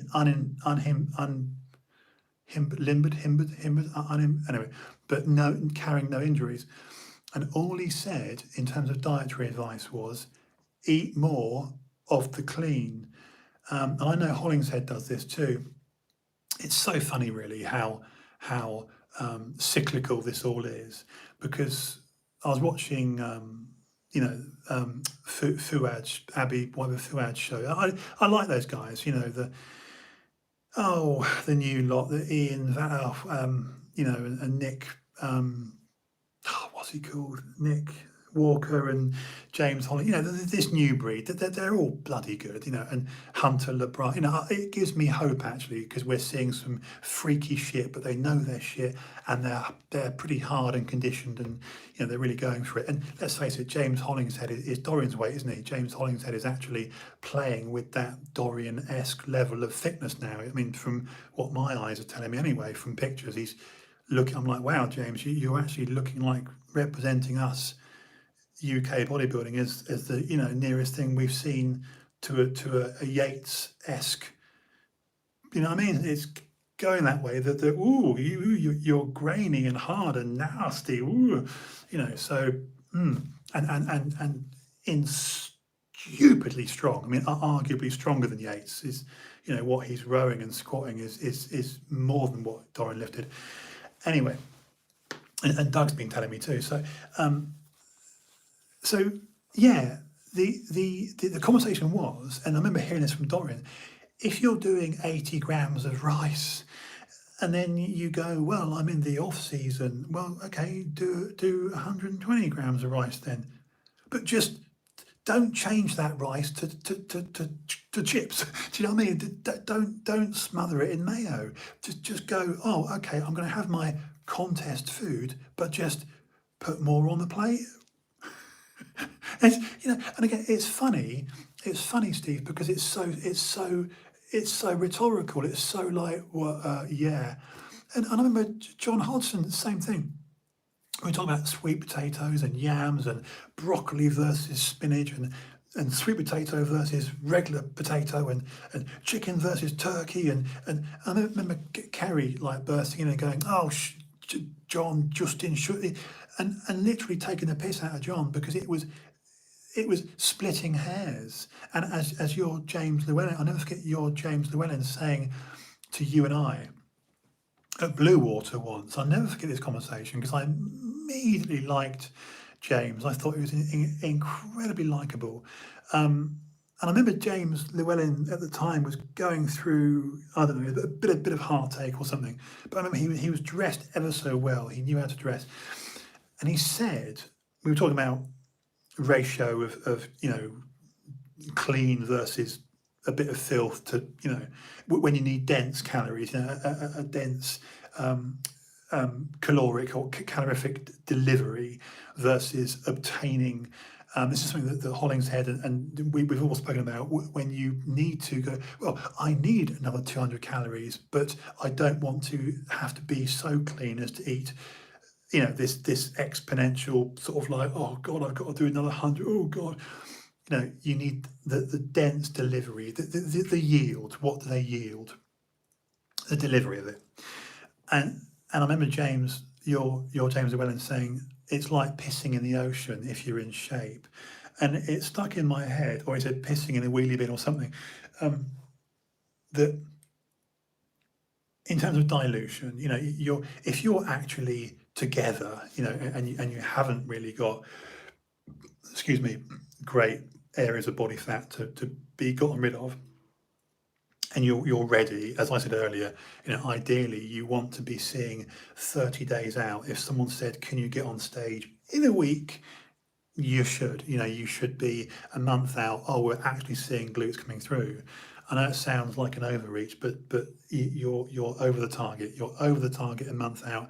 And the other person that drummed it into me, well, people were your Graham Blacks, your Dorians and your Johns that were saying you should be apexing this in, that if someone said, oh, the show's been brought forward by a month, you're like, no problem, because I'm actually ready to dial it in, you know, if you were doing a depletion with a load or whatever you were doing, right? A month out, you're kind of ready to go. And I remember your James saying this. I just thought there's so many good little, and all they are actually is little sayings. They're little phrases, and I hate the weight of expectation of, oh yes, he's a genius, you know, he's a guru, you know, he's a fucking prophet, he's a, you know, I've always disliked, you know, he's Yoda, you know, and I've always disliked this elevation, this pomp and ceremony of, oh, go and speak to this person. You've got to do a pilgrimage over broken glass and scorpion tails in extreme heat and broken insulin needles with scorpion tails like that and broken glass. And when you can do a soldier's crawl over that for a mile, you're then ready to go through to Valhalla with trumpeted angels to get advice from Neil Hill, or you know, I mean, and you know this where I feel about this, Steve, because truth be told, scorpion, yeah, exactly. You know, and the thing is, I'm being very hyperbolic, and I see it's live streams like this with you know, far be it from me to go, listen to me. You know, it's not that. It's not. I'm not that egotistical, but I'm kind of saying, this is it though. This is it. You know, yeah, tail. No, I know that. Let's get our spelling right. Well, tails of scorpion tails, yeah. But 5%, all that battery's going to go on Samsung. I must wrap it in. But it's the reality is, as you said it, and Dorian said it, and John said it, the reality is it's monotonous, it's boring, it's just about hitting those beats, whether it's Manfred Herbal giving me this pro tip, you know, little and often, heavy weight, striking them every day, just dong, hit that gong. You know, the entire arm workout took 15 minutes. The entire meal prep took 15 minutes. You know, it's not actually hard. Oh, dude, yeah, we're at 165. We're approaching 3 hours. It's ridiculous. I must go. I must go. Yeah, I've gone from 165 minutes. Amazing. And this is us talking without talking heads. So we've done well. But this is why a guy like me who's done 441 streams alone, the benefits of doing it, talking to another human and a friend who knows me intimately. You know what I mean, Steve? Because you know, I don't need to explain away because you've seen it, you've been there too. Beautiful, beautiful. So anyway, I hope people watch this because it's, you know, again, that it's stuff. It's all stuff. But good stuff. Right, I'm going to go and have some mackerel and rice now because my thing, I buy these little 59p cans of mackerel in tomato sauce from Lidl, and they are incredible. I love oily fish. 2 of those with some rice. I get long grain basmati or whatever. 15 minutes. Heaven. Heaven. Right. No, Steve, thank you. Thank you. Thank you. Because you are, you know, we are very peas in a pod. We're very aligned, and it makes it an absolute joy. You know, the hardest thing with someone like you is trying to rein myself in because you make me want to just go, oh, remember this, remember that, remember this, and you're like, yeah, how about him, how about her? You know, there's so much stuff, so we're never gonna run dry. As the actress said to the bishop, as my late father would say, ba-boom, here all week. Right, okay, on that note, I'm going to go. It's going to be tomorrow night, episode 442. Well, this was 442, so 443 tomorrow. Same time, same place. Same time, place, face. There you go, that rhymes. Same time, same place, same face. Stevie, big love to you. Thank you so much for joining. I do far too much hand animation. I'm not making pizza, but I do a lot of this. Should be Italian. Okay, right, I love you. I'm going to go and we'll speak tomorrow, brother. Big love. Take care.